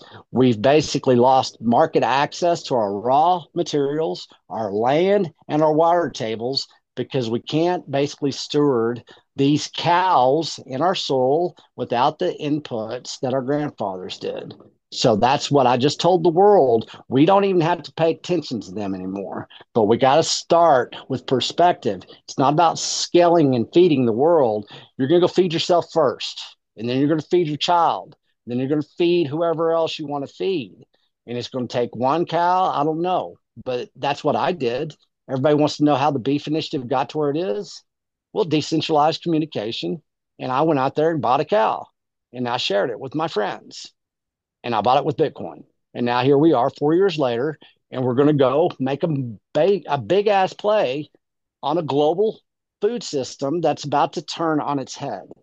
Okay. What I found out in Asia, what I found out in the Western hemisphere is fascinating. So this is happening. So we can talk about that now if you want. Yeah, go for it. And one thing I just want to point out, like what's happening in the UK, just from conversations I've had, that subsidies come in, but subsidies come in for, guess what? Monocrops, such as rapeseed, plant rapeseed, fence to fence. So we have this toxic monocrop, complete nonsense crop that's one, wrecking the soil, two, like the oils that we pour in our salads is basically a byproduct. They don't care for us for the oil. It's not for the food industry. And it's not certainly not for cattle feed. People think, oh, it's for cattle feed. No, the last thing a cow or anything wants to eat is like freaking dried rapeseed oil stalks that they've, left to half rot in the field, but they call it silage in air quotes. It's for the fuel industry. And people they're not connecting that, and especially not the farmers, because the farmers wouldn't plant that shit if they knew it was poisoning the people. No, they wouldn't. In their community around them. Let's go back to that. I've got all that footage from Mott, North Dakota. Okay, and we've already talked about that. To your point. Okay, I think I brought that up 4 years ago. I went all over North Dakota. It's a fascinating state, especially during harvest. But whenever you go up and you got 2,000 acres and you go up and say, okay, who's the farmer? Who planted the seed? Wasn't the farmer. Well, who planted it? Oh, somebody else got contracted out to plant the seed. Okay. Basically, who's doing the herbicides, pesticide? Oh, that guy does the herbicide. Oh, that guy does the pesticide. Okay, what's the farmer do? Well, he owns the land. He used to farm the land, didn't he? Well, yeah, but he can't afford the equipment. Well, we got 2,000 acres. What'd you used to? Well, I thought we were doing winter wheat. Why are we doing rapeseed? This is North Dakota. We're not in Canada. What's going on here? Why did you plant this? I don't know. I own the land. See how compartmentalized that is? That happens every day across this world. That's what nobody understands. So let's redefine what a farmer is. God made a farmer That's what we've been hearing on the radios here for a long time. And so if that's the case, then decompartmentalize your mindset so you can see how they've compartmentalized our understanding of our food systems. Because if you can get one farmer, if we can get one rancher to say no, then they will say no. And that's what Cole Bolton and I talked about as far as ranching. Remember, we said that there was only one bid. If we could get everybody hear me, because we're going to go around the world again. Everybody start talking like this. If we could get all the ranchers in the United States of America not to sell their beef for 2 weeks to that auction house, we would change the food system forever across this planet. That's all it takes. 2 weeks of not basically doing what you're told in a certain way. Okay, is that going to happen? I don't know. Is the theory there? Yeah. Is it possible? You damn right. 4 years ago, I'd have said that, everybody laughed. We're really close to everybody saying, screw you. We see what's going on. We're going to take a chance on this because we have proof of work. Okay. We're doing it right, folks. We're feeding thousands of people. I want everybody to go back to 1999. Okay. Michael Saylor said something back in 1999. Okay. He said, I'm going to build a company. And they said, what is MicroStrategy? Nobody could figure it out. I was following Michael Saylor because I was in there in Austin, Texas, and I was working for the startup company. It's called CyberCore. Everybody look it up. Look it up. They're going to find out everything about me. CyberCore was something that Michael Saylor is saying a lot right now. He said, we're going to go bend some space and time with this new technology. Okay, back in 1999, that CyberCore company, that's Philip Berber. He's a philanthropist now. Him and a couple of boys started something called CyberCore. He learned how to make a market. What did I just say? You know what I just said, Daniel. Okay, let's go make a market. 1999, Michael Saylor was young, 34 years old, I think, in 1999. He'd been doing a few things in MicroStrategy for a while, but what did he see? Online software. It was a time that this world had not understood the power of online software. It was an evolution from .com into online software. Here we go. And he saw something nobody, you know who trained, or one of the persons that trained Philip Berber, who established CyberCore? Bernie Madoff. Okay, Bernie Madoff made a market, didn't he? Yeah. Okay, Philip Berber made a market with CyberCore. What did he do? Well, we were able to allow people with one little idea to trade from your computer right there where you are, all the way to the ECNs in Wall Street. Nobody had ever done that before. E-Trade hadn't done it. Ameritrade hadn't done it. Nobody had done it. You had a bunch of guys screaming on the Wall Street floor, buy, buy, buy, sell, sell, sell. Well, we went and basically started with one trade, one day trader, went out there and changed the trading apparatus forever. Michael Saylor was back there. Then he sees this. He knows what he's done. What did you do with MicroStrategy? He developed some of the best business intelligence this world doesn't even know about. And he's been doing it for over 30 years. He retired as a CEO just a couple of years ago. And so what has he done in the meantime? Technology's changed. Back in 1999, the rancher was basically selling beef differently. And he didn't get the memo that he was never going to be able to sell beef ever again in this digital world. And that's what we know now. I knew it back in 1996 that the independent rancher producer in the United States of America would never have a chance to have an e-commerce system because it's a pay-to-play system. And everybody thinks that the rancher in the United States of America is Yellowstone. It's not. It's some dude that's barely feeding his family. He gets up at 3:45 every day. He has very little access to liquidity. Most of the cattle in the United States of America, 90% of it is traded behind a computer desk. If that's the case, Michael Saylor back in 1999 was talking about bending space and time. He said back in 1999 that he's going to build a company that's going to last as long as the Roman Empire. He said that back in 1999. It's been 25 years. That's a quarter of a century. Michael Saylor's made a lot of moves. Well, CyberCore sold off to Charles Schwab for $500 million. Okay, that means something. That traded, that changed the trading apparatus of the world. And that was 25 years ago. Charles Schwab is probably the best thing that ever happened to individual trading people that don't have a voice in that ECN basically traded, Goliath that you know very well, but Mhm. very few people do it now. And so now people can go on Robinhood and they go click, click, click, buy, buy, buy. Apple was what, 77 cents in 1999. If you'd have bought $5,000 worth of Apple stock back then, you would have $2.6 million right now with not ever raising a finger or doing anything. So if you look at that system, you look about how we look in bending space and time, Michael Saylor's onto something. Okay, he's got 25 years. Well, I grew up in the cattle industry. Well, I've been watching Michael Saylor because I was part of that system. I'm a research analyst. I'm a strategist. And so I've been looking at this aggregated system, centralized system my whole life. I've been close to the technology that's changed this planet. The Beef Initiative has got research analysts. We're going to open it up and we want hackathons. We want everything that we can start generating. And it's all going to be specific in a micro strategy way, business intelligence for our United States cattle industry, first and foremost. But no, there's no borders here, is there? We're Bitcoin and beef.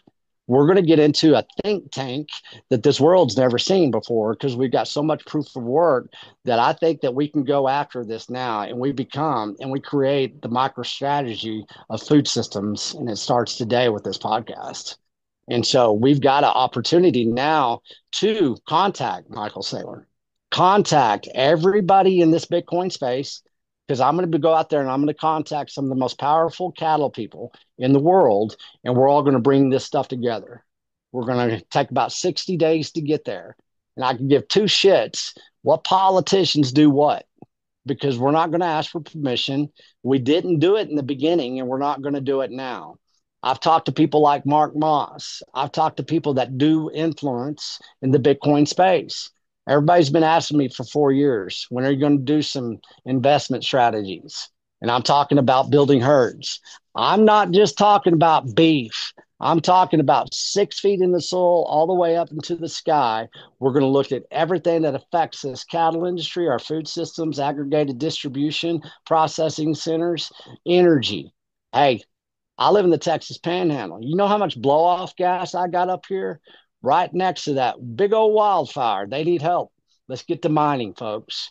We're going to mine. We're going to develop software. We're going to do everything under the sun that they've never given us market access to. And so this is where now I hope I get some people's attention. Because if you come at me now, I'm going to say, do you have Michael Saylor's phone number? Because if you don't get it, he's going to be pissed off that I get to talk to him before the inauguration in 2025. That's going to be 25 years that he bent some space and time. Well, we did too in the cattle industry. And we want your help. We need your help. And we need your basically investment strategies. Whatever you want, we're listening now. We had to say no the last 4 years. We're not going to say no anymore. You can judge all you want, but there's going to be a certain time that we say the door is closed, the gate is closed. We're off into the next 25 years that's going to create the next 200 years in this food system. Because I think people are going to start seeing at this inauguration a lot of smoke and mirrors right now. I think we know more about what's about to unfold than anybody else on this planet. So you mentioned Asia. So what was going on in Asia then when you were out there, and how does that tie into your vision 25 years? Sure. And I'm sure people are getting fired up and probably interested in wondering how they could probably even help add value, be a part of this, buy into it anyway. And then we could probably wrap it up with that. But yeah, what's the news Sure. from Asia? Well, I went on. I don't do a lot of planning. I haven't written down too many things over 4 years. I don't do that. Never have. Never went to university. I've been traveling this world though for a long time. And so we had some great Bitcoiners, Pringle, old Pringle Mac and Yeah. Tony. Man, best surfer I've ever seen. You ever seen that boy surf? Shit. No. He taught Finley how to surf. And now Finley wants to get back to Australia. He wants to get to El Salvador. He wants to get to Asia. He wants to get to Chiang Mai. He wants to go to a reconnaissance camp that we're going to put on in Thailand. Well, me and Sid, I was in Australia and I was in Sydney with Liz, Babes Who Bitcoin. And we're walking the streets of Sydney and we're going to go do a Bitcoin meetup. And this man was delivering Australian grass-fed beef, and it said PTY. And I said, "Hey," I took a picture of it, and we were in Australia. I said, "Hey, somebody find out where that is." That's an Australian, basically, meat company that says it's feeding Australian all of its wonderful beef. Well, if you look at a company like that, it's housed in Shanghai. How many basically global meat companies are housed in Shanghai? Well, let's go over to Hong Kong. What happened to Hong Kong the last 10 years? One thing that happened over at Hong Kong the last 90 years is they did a health study. They found out that Hong Kong has the longest living people on the planet. Why? Well, because they eat the most beef on the planet. Folks, there's a major, major marketing plan coming, and they're talking to your children just like Disney's been talking. And there's a lot of nefarious bullshit coming your way. Asia has secured so much beef, the futures of beef. The cows aren't killing the planet, folks. You're listening to a marketing plan.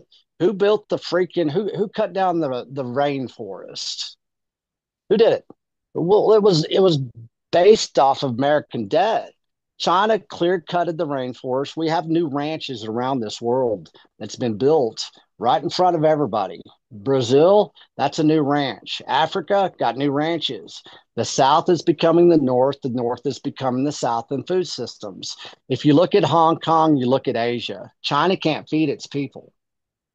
There's countries right now, I've been told under almost classified, they think there's going to be 400 million refugees over the next 10 years.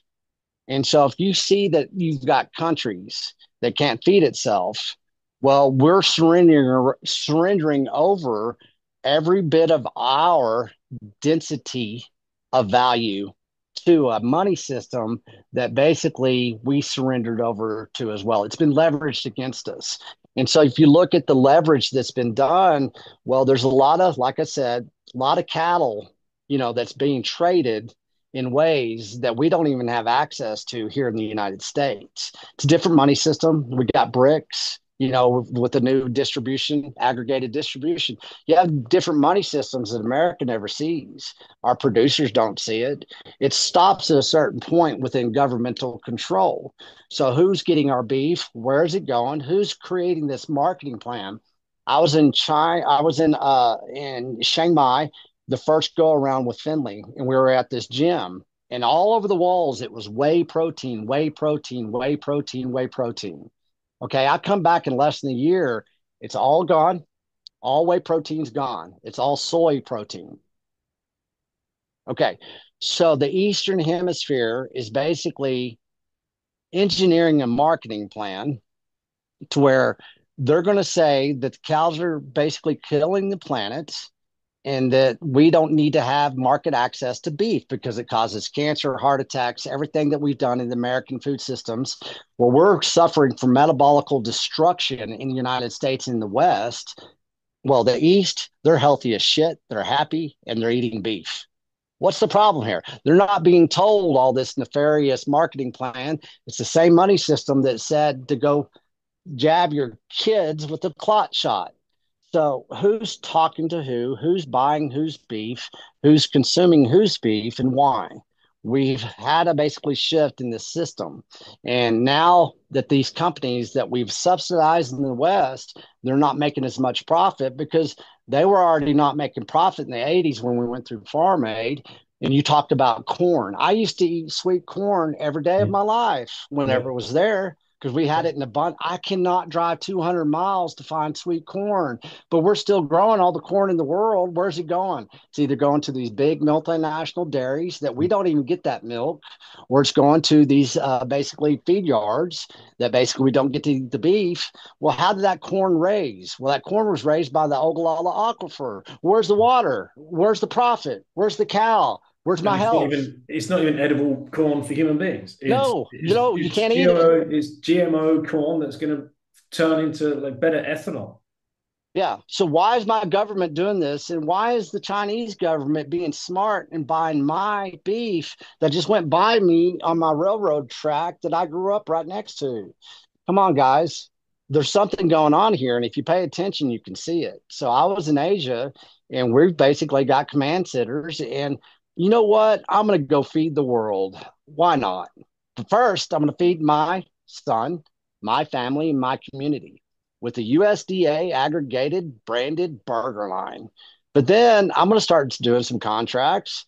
I'm not going to send beef to China. What I'll do is I'll make a supplement just like what they do to us. And I will go feed the children in Thailand. And I'm going to feed them the best dense bone broth mixture that I can get. Or maybe it's a capsule. I don't know, but it's going to be pure.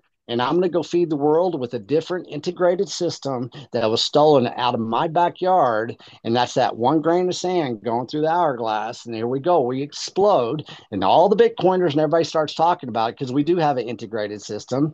And these guys that are in Hereford, Texas over here that sold their beef at the auction house, they're going to say, damn, Slim, we just thought you were some smart ass or acting like a fool, calling yourself a hippie punk cowboy. What the hell is that Bitcoin shit? And I'm going to say, well, there's another bid now. You want that beef going to your son over there in Perryton, Texas, don't you? You don't want it to go over there to the Golden Triangle. What's in the Golden Triangle? That's King's Roman. Y'all ever look that shit up?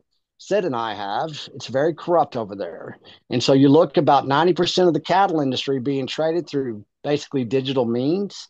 Come on, folks. Let's get back to one cow, one handshake, and let's quit feeding other parts of the world. Let's start with that perspective because they've got a different perspective than what you're hearing through the centralized media, through the centralized medical community, through the centralized agricultural community, through the centralized pharmaceutical community. I was over in Chiang Mai on Halloween in 2023. We were over there in a kind of a touristy spot, but it's also locals. I was paying attention to what was going over here. Everybody's yelling and screaming, being very emotional in that linear application emotional layer of the internet. Well, over there in Asia, man, they don't see no wars. They don't see anything. They're right next to a communist country. They're more free than I was whenever I was born in the state of Texas in so many ways. Maybe they got more captured in their money. I don't know, but their spirit is so innocent, it's pure, and they're eating our beef. Hong Kong has got the longest living individuals in the world. So does Japan.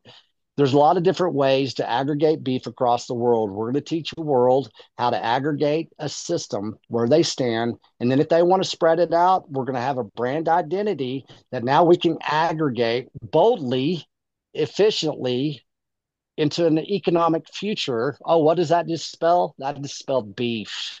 Okay, y'all pay attention from this point in time on.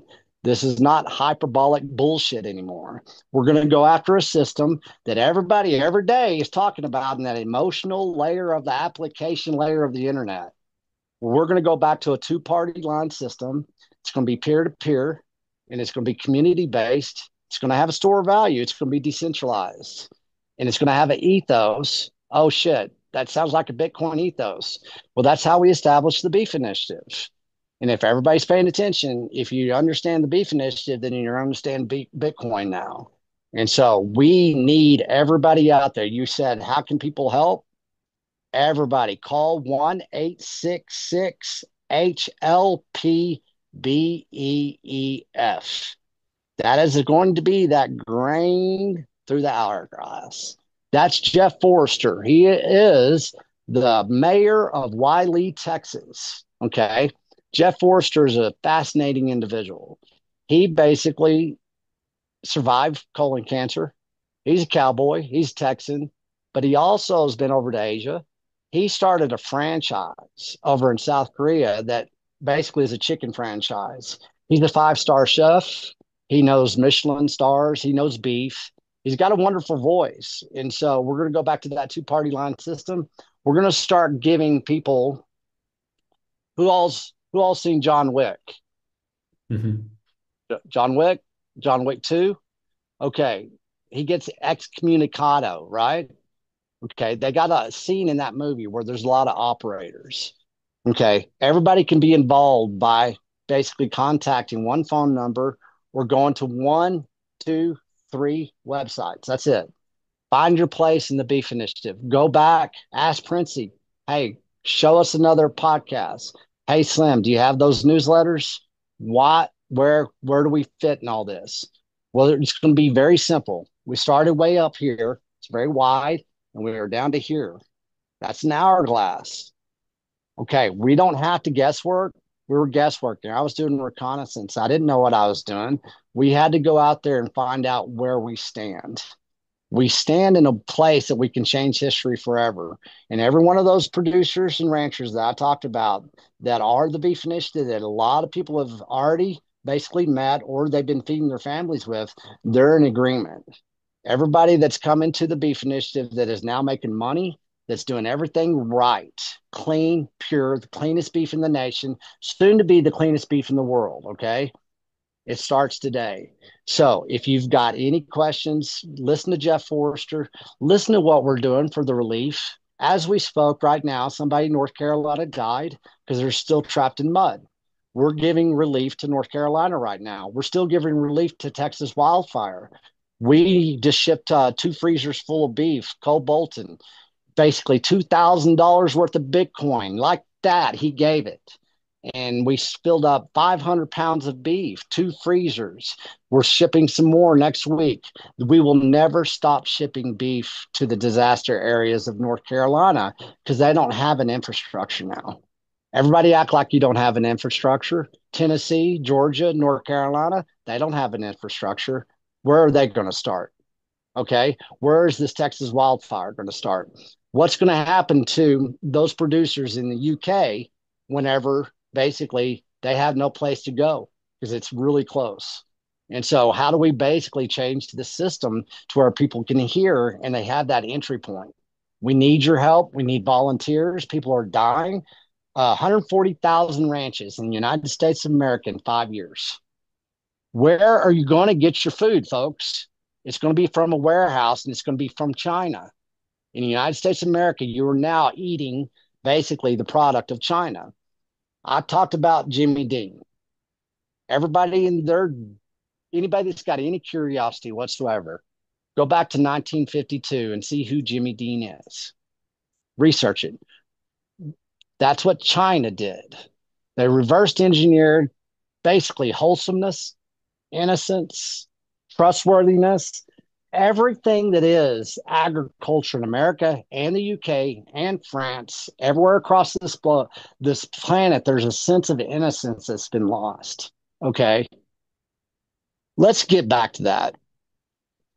Okay. You get that form of innocence and you look at China and you look at Olton, Texas. That was Jimmy Dean. He was a character. He radio personality. He was even James Bond. He sang. It was a good movie. It was a good song. But he had a radio show. My mom used to listen to him as she got on the bus out there on those dirt roads of West Texas. And so, if you think about that, Jimmy Dean said, "I'm tired of this damn system," and that was back in the '60s. 1969, right before we went off the gold standard, Jimmy Dean put his foot down and he said, no more. He goes, I'm going to start feeding my community out of Olton, Texas, which is right next to Plainview, Texas, which is right next to Tulia, Texas, which is right next to Happy, Texas, which is right next to 1,000 small towns. Jimmy Dean started feeding small towns across Texas. Okay, now Jimmy Dean got very popular. Jimmy Dean is $1.8 billion valuation. Did a good job, Jimmy Dean. Started just feeding with one hog. And then now he's worth $1.8 billion. Okay, Jimmy Dean sold off to Hormel. Hormel sold off to Tyson. Okay, now who owns Tyson? Well, that's Smithfield. Who owns Smithfield? Well, it's the CCP of China. Do they own all of Smithfield? No. They own specimens of that basically trademark brand identity of a small town boy in Texas so many years ago that now basically we're eating mRNA hog in the United States of America. It's being shipped here or it's being injected here and nobody knows it. Doesn't have a country of origin labeling on it. Neither does our beef. Okay, what they've done to our poultry system and what they've done to our hog system in the United States, they're about to do in our cattle system. They haven't had the opportunity to do it in the cattle system because they're a different animal. They have four legs, they're ruminants, they're harder to control. You look at chicken, easy to control. You look at hogs, easy to control. Whenever Tyson basically bought IBP, that gave the green light for everything that's transpired to transpire. And it goes even further back than that, of course. But let's go back to 1969. Jimmy Dean did something. He said, Jimmy Dean Meats LLC. He tried to get that back from Tyson, and they wouldn't let him do it. So you look at your labels, folks. This world is not what you think it is. The food that you eat is not what you think it is. It's not all bad, but just because it says something on the label doesn't mean two shits anymore. And you're probably going to get into a basically engineering and a consumption model that you can't get out of. Same thing with your producers. And so let's look at the chemtrails. Let's do some testing. Let's quit saying grass fed, grass finished beef. Okay. I never met a cow that didn't love grass. Okay. Seriously. Let's go. Every one of my producers and ranchers and operators that are in the beef initiative, even all these guys right here in commodity commercial cattle country, guess what? They're regenerative. That's a play on words that everybody needs to lose. We're doing it right. We basically use observational science. We take care of the soil. We take care of the forage. We take care of our cows. We observe. We don't sign chemical contracts. And we go out there and we work the land. We do it from horseback, or we do it from four-wheeler, or we do it with drones. We use new technology, but what we're not going to do is we're going to continue to go into an integrated system that even the smartest people in the world do not realize that we're not eating American beef anymore. And it's not their fault because they can't tell you. Okay. That's by design. If we are so afraid of nuclear war, if we're so afraid of everything else, why are we not afraid of basically a communist country that basically breaks every rule that my independent rancher producer has to adhere to by the fullest extent of the law? Why are we not putting our foot down as a nation right now and saying no more? What is it? Tell me. I need to know because it's confusing as hell to me. What does it take? More intelligence. Everybody put hashtag beef intelligence into a browser. Doesn't mean if it's Bing, Google, Brave, Safari. I don't care. Do a Python MySQL query call. See what you find. You have answers now. Don't act like you don't. No matter where you are in the world, we're going to come with a mapping system. We've got a ranch in Russia. No shit. That basically we found, and they're feeding people in Russia. That's fine. Let them be this. Okay. I don't talk politics. I don't talk religion. I don't talk money. Do you know what I found out in China? Okay. You can be basically, do you know how? Okay, we got kosher beef and we got halal beef. Okay. Okay, you got basically kosher and halal. It's a different way. It's based on theology and religions and everything. And we're not going to go there. I'm not going to go there. But there's different ways to harvest an animal. Do you know in China you can have a halal processing plant and that Communist Party of China will not fuck with you? No shit. So we have so many things that is going on across this world. Most people don't understand because it's on a micro level. Let's get down to the micro, guys. I could go right now. Somebody could call me up and I can have you a herd ready to go by this time next year. And so if you think about that, I could probably have 10 cows ready for you in 90 days. 4 years ago, we couldn't say that. So let's expand out. Let's go through the hourglass. It's flip it. MicroStrategy, 1999. That's where we are. Cattle industry in the United States of America. We have new technology. And we know I called you up out of nowhere, didn't I, Princey? Mm-hmm. Yes, you did. Okay, you're like, oh shit. I called up, I met Peter McCormack. I met him in Nashville and we talked and everything. And I've never talked to Peter. I have nothing against Peter. I have nothing against anybody that's been podcasting and nothing. But what I have is now an opportunity. So I called you first and I called Peter in the middle of the night and he goes, holy shit, Slim, you okay? Why the fuck are you calling me in the middle of the night? Well, it was by design because something fell in our lap. And I need everybody to get on the airwaves and say there's something coming. Mm-hmm. You can look at it, you can witness it, you can judge it. Don't get in the way of it. But you'll have one shot at it. It's going to be a whole shot, just like Star Wars. Everybody loves their fantasy, love their sci-fi. And that's no bullshit. There's going to be a one-time whole shot. And think about everything I said back in 1999, where we are in the cattle industry, what we just did within Bitcoin and beef, how this world's about to change. Money's changing. We're going through a reset, folks. Let's take our whole shot, and it's going to happen within the next 90 days within the beef initiative. Everybody, we love everybody that got us here. I have not been able to say thank you to everybody. I can't. I cannot call people. I'm serious. I have lost 20 pounds on the last probably year because I haven't been able to slow down. We need help. Mm-hmm. And we're going to be able to give now incentives. In the past, it was all volunteer work, man. I liquidated my life, guys. That's what I did. I could be a millionaire right now if I wanted to be. Maybe I am, maybe I'm not. Who the fuck knows? I ain't going to tell you because I don't talk money. We talk value. We talk children. We talk the next generation of rancher. Cole Bolton and Jason Rick, we're going to go do a curriculum, 7-year program for every parent, every child out there right now wanting to get access to what I just said. You're going to be the next generation. It's going to take us 7 years to re-educate the next generation. And if we do, and we take advantage of this whole shot within their plan of 2030, that shit's going to go way, way, way, way, way before that. And so that's what we're looking at. We're looking long-term. We always have. And, we're sorry we can't always be in the Bitcoin space, but I'll say this loud. I ain't about circle jerks, and there's been too many circle jerks. And we need to get done with it. I talked to you the other day, Princey. Men are weak right now. Women are weak right now.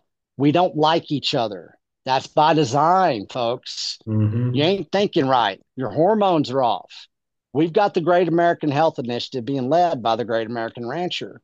What did old Robert F. Kennedy and Trump say? Make America healthy again. You think that they didn't listen to something we were saying? We have Brianna Sagdahl. Y'all follow her. Seriously. We found a seed company in the United States of America that's 200 years old. They're not Monsanto. We're going to reinvent this system and we're going to bring it. And everybody in the world is going to come to Jason Rick's ranch at the end of summer, next summer, okay? Everybody look it up right now. Everybody call Jason right now. If you can call him on Signal, if you can call him on his phone, if you can email him, it doesn't matter. Rick Ranches, find him. Make him feel like he's loved. Call up Dr. Brooke Miller. Look up rancherstorefront.com in Canyon, Texas. Talk to Justin. Talk to Melissa. Melissa's going through basically a new health initiative because she came through the gates of the beef initiative. She's listening to Dr. Ken Berry and Dr. Brooke Miller. Her metabolical health is now improving. Okay. There's people in Canyon, Texas that took that clot shot. Okay. Now we're basically getting them to where they can detox off of that shot through metabolical engineering, through the medical, pharmaceutical, agricultural complex that we just created. It's called the I'm Texas Slim Foundation and the Beef Initiative. We've got hundreds of doctors that have a voice that you need to be listening to. Let's funnel. This is a funnel.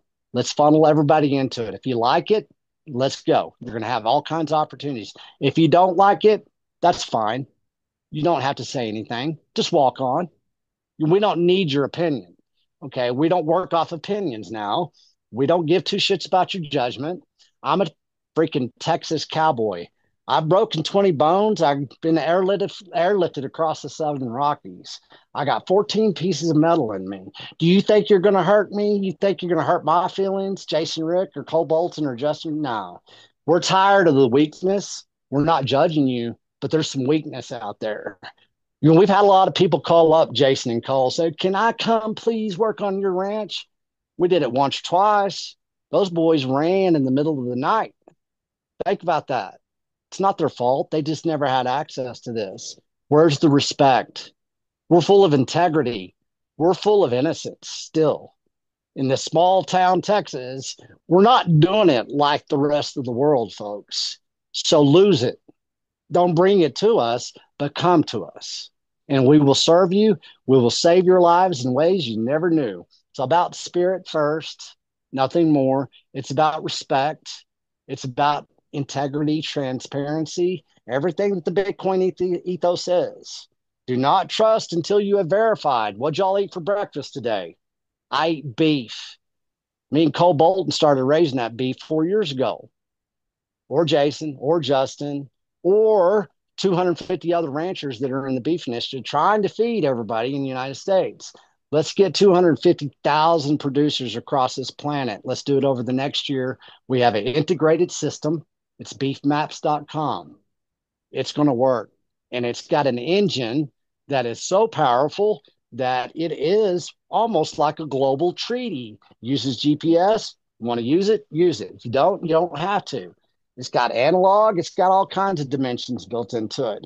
But we got one spot, and it's a digital ranch that the whole world can now have an entry point in beginning again and to lose everything that just happened to us because it sucks. And we got work to do, folks.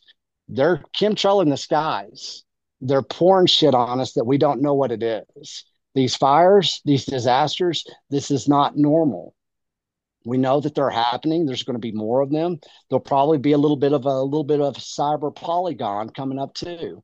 So let's decentralize. Let's basically make the obligation to go out there, make sure that you're going to have a relationship established first before you start eating from something that you don't understand.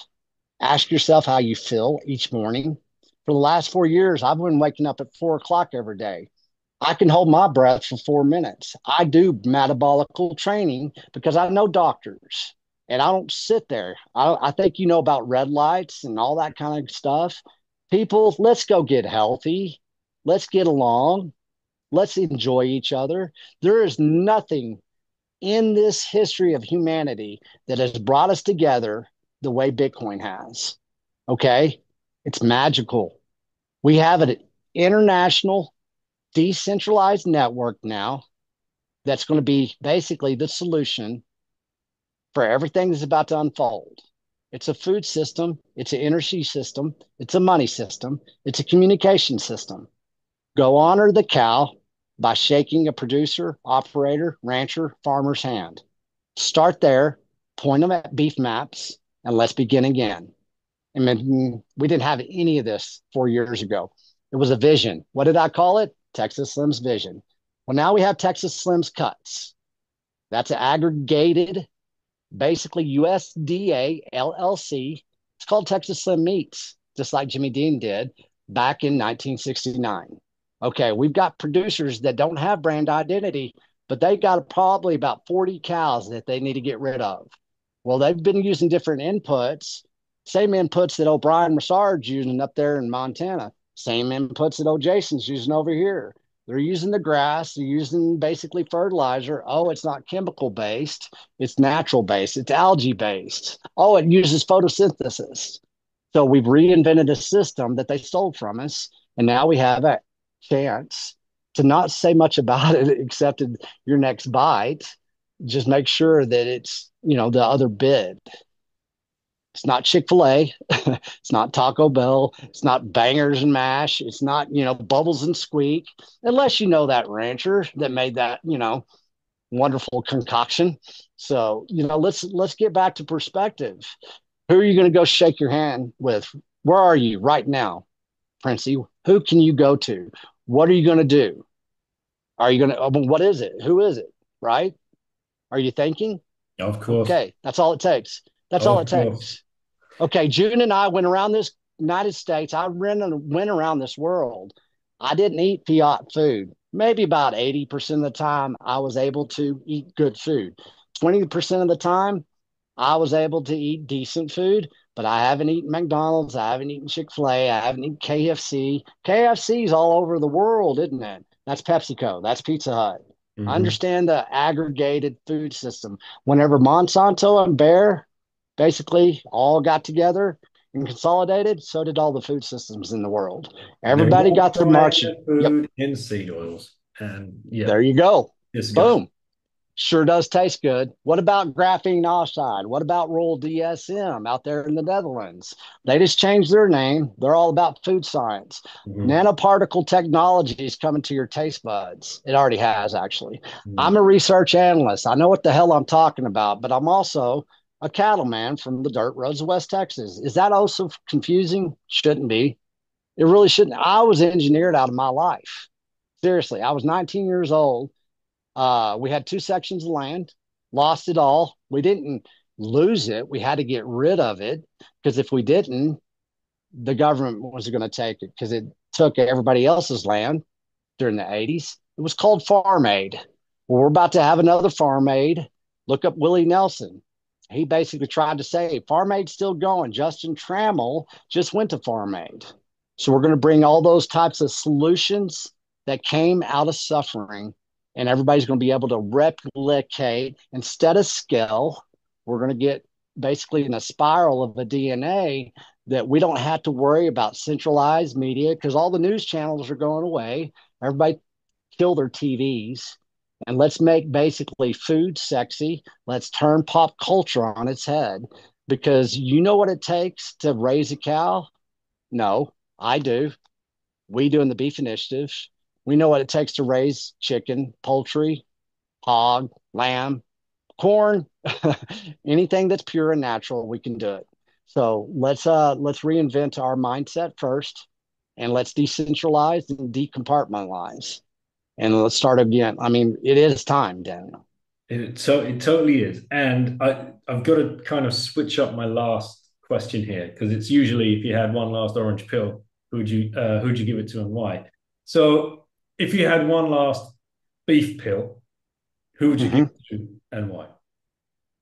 Right now, I would give the person that probably needs to know what I just said the most right now, and I say this with complete seriousness, is probably Elon Musk. Would be the first person I would go to just because of what he's done with communications. I'm not going to get here and get in a fucking debate about Elon Musk. I don't get in analysis paralysis, but if you look at what he's done, and then I'm going to put a little icing on the cake here. I got a call 2022 about 3:45, 4 o'clock in the morning. But I was like, why the hell is this rancher calling me?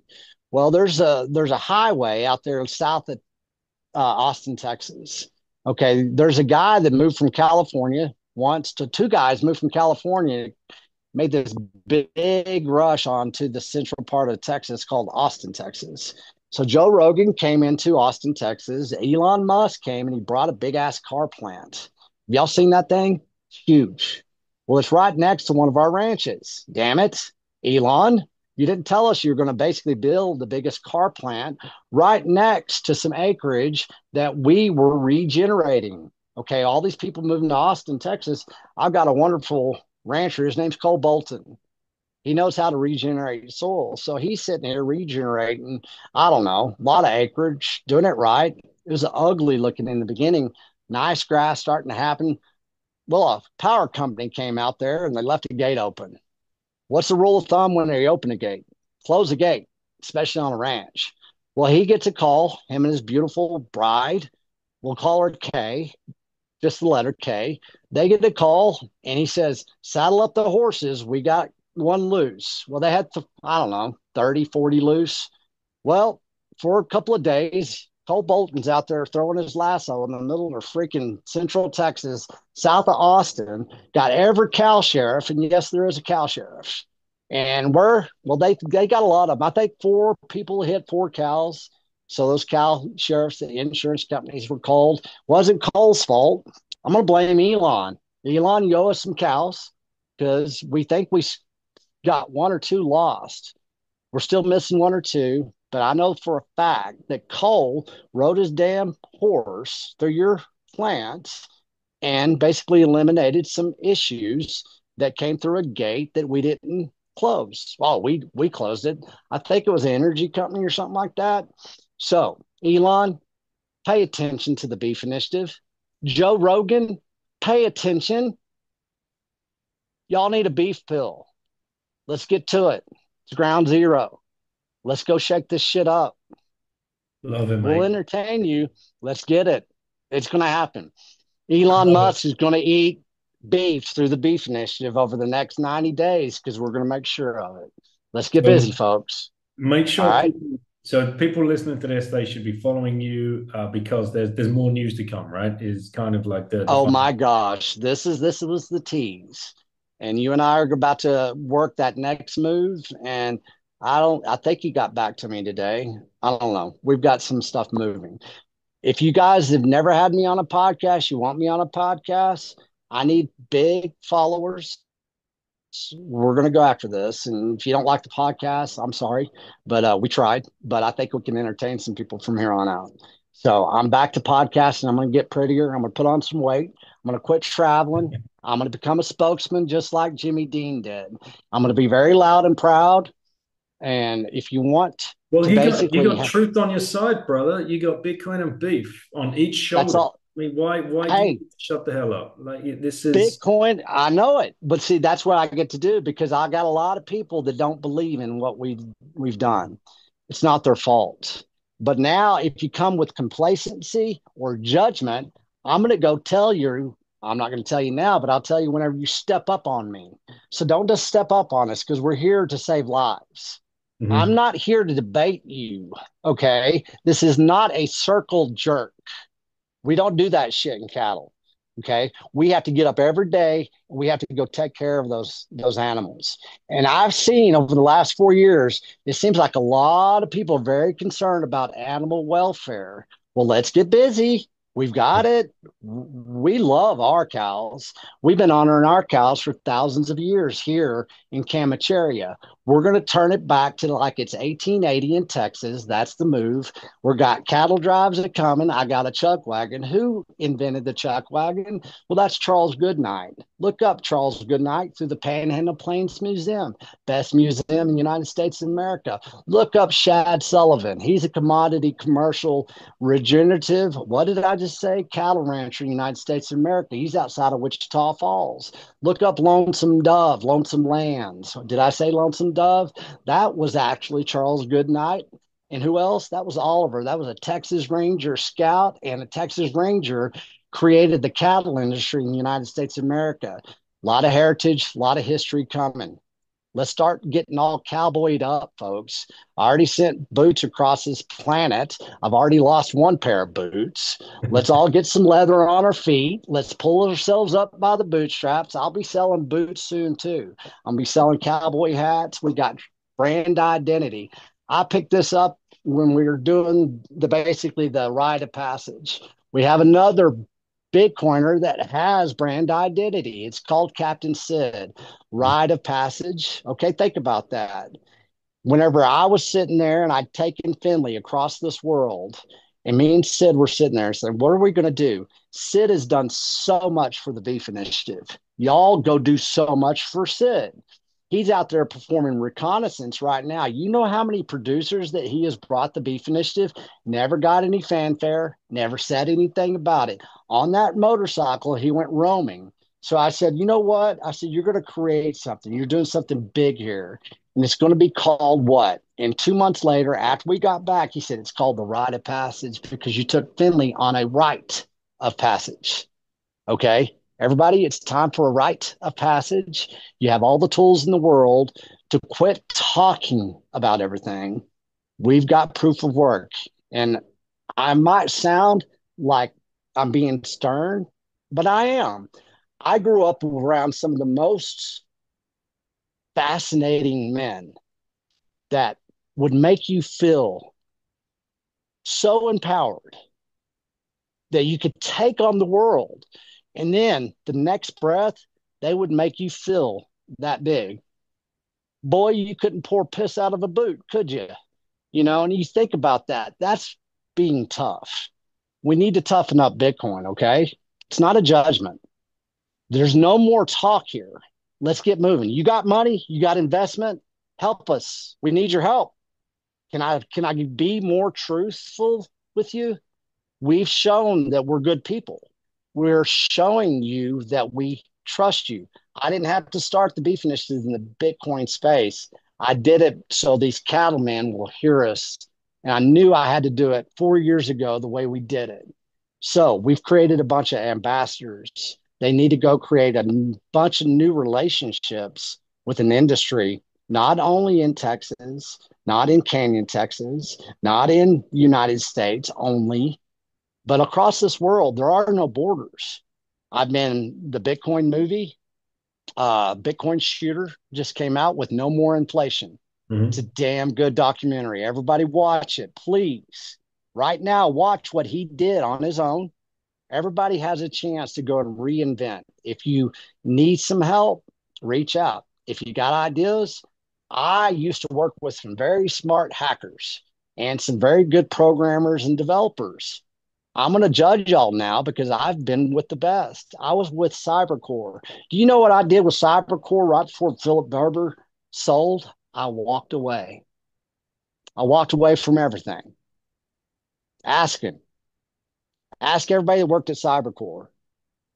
I walked away from riches. I wasn't finished. It's time. I wasn't finished learning.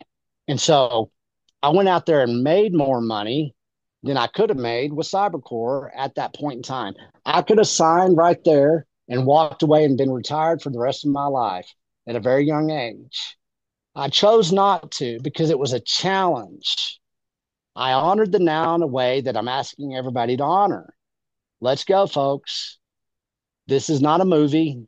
They made us watch a movie. We're not watching it anymore. That's the best place to end it, mate. Well, thank you for everything you've done. Like I said at the beginning, it's been 4 years. Great watching you, getting to know you, interacting. I still can't believe we've never actually met in person. We tried. We tried twice and we just couldn't get there. Just couldn't make it happen. But it will happen. In low time preference, it happens at the right time, like everything else. And thanks for what you're doing. People should reach out, find you on Twitter, follow you on Twitter, DM you if they want to reach out, and if they've got an idea that there's a place that they can fit into this whole journey. And I just want to say, appreciate you and thanks for coming on. Hey, Daniel, thank you and your family. Tell Lauren everything. We're going to meet in person. I've met a lot of people. I haven't met over 99% of the people out there we need to meet. So just remember, welcome to beef.com. It's not just for dinner, it's for breakfast, lunch, and then 3 times at dinner. There's a lot of people behind that URL right there. There's a lot of people behind beefmaps.com. I'm TexasSlimFoundation.org. beefinitiative.com. Beefnews.org is basically about as real that you can get in reality, up to speed of what's going on in the industry in the United States that reflects the globe. Beefnews.org. Don't listen to another podcast today. Go look at beefnews.org, get leveled up, and let's get busy, because this was just a shot across the bow. Daniel, you helped me start it in the beginning. And this is going to be basically turn the page. Here we go. And the next move, y'all pay attention, because the only reason we're here is because of Daniel and Bubba and Bitcoin and now beef. So here we go. Thank you, Daniel. Thank you, brother. Have a good day. Thanks for coming on. You bet, brother.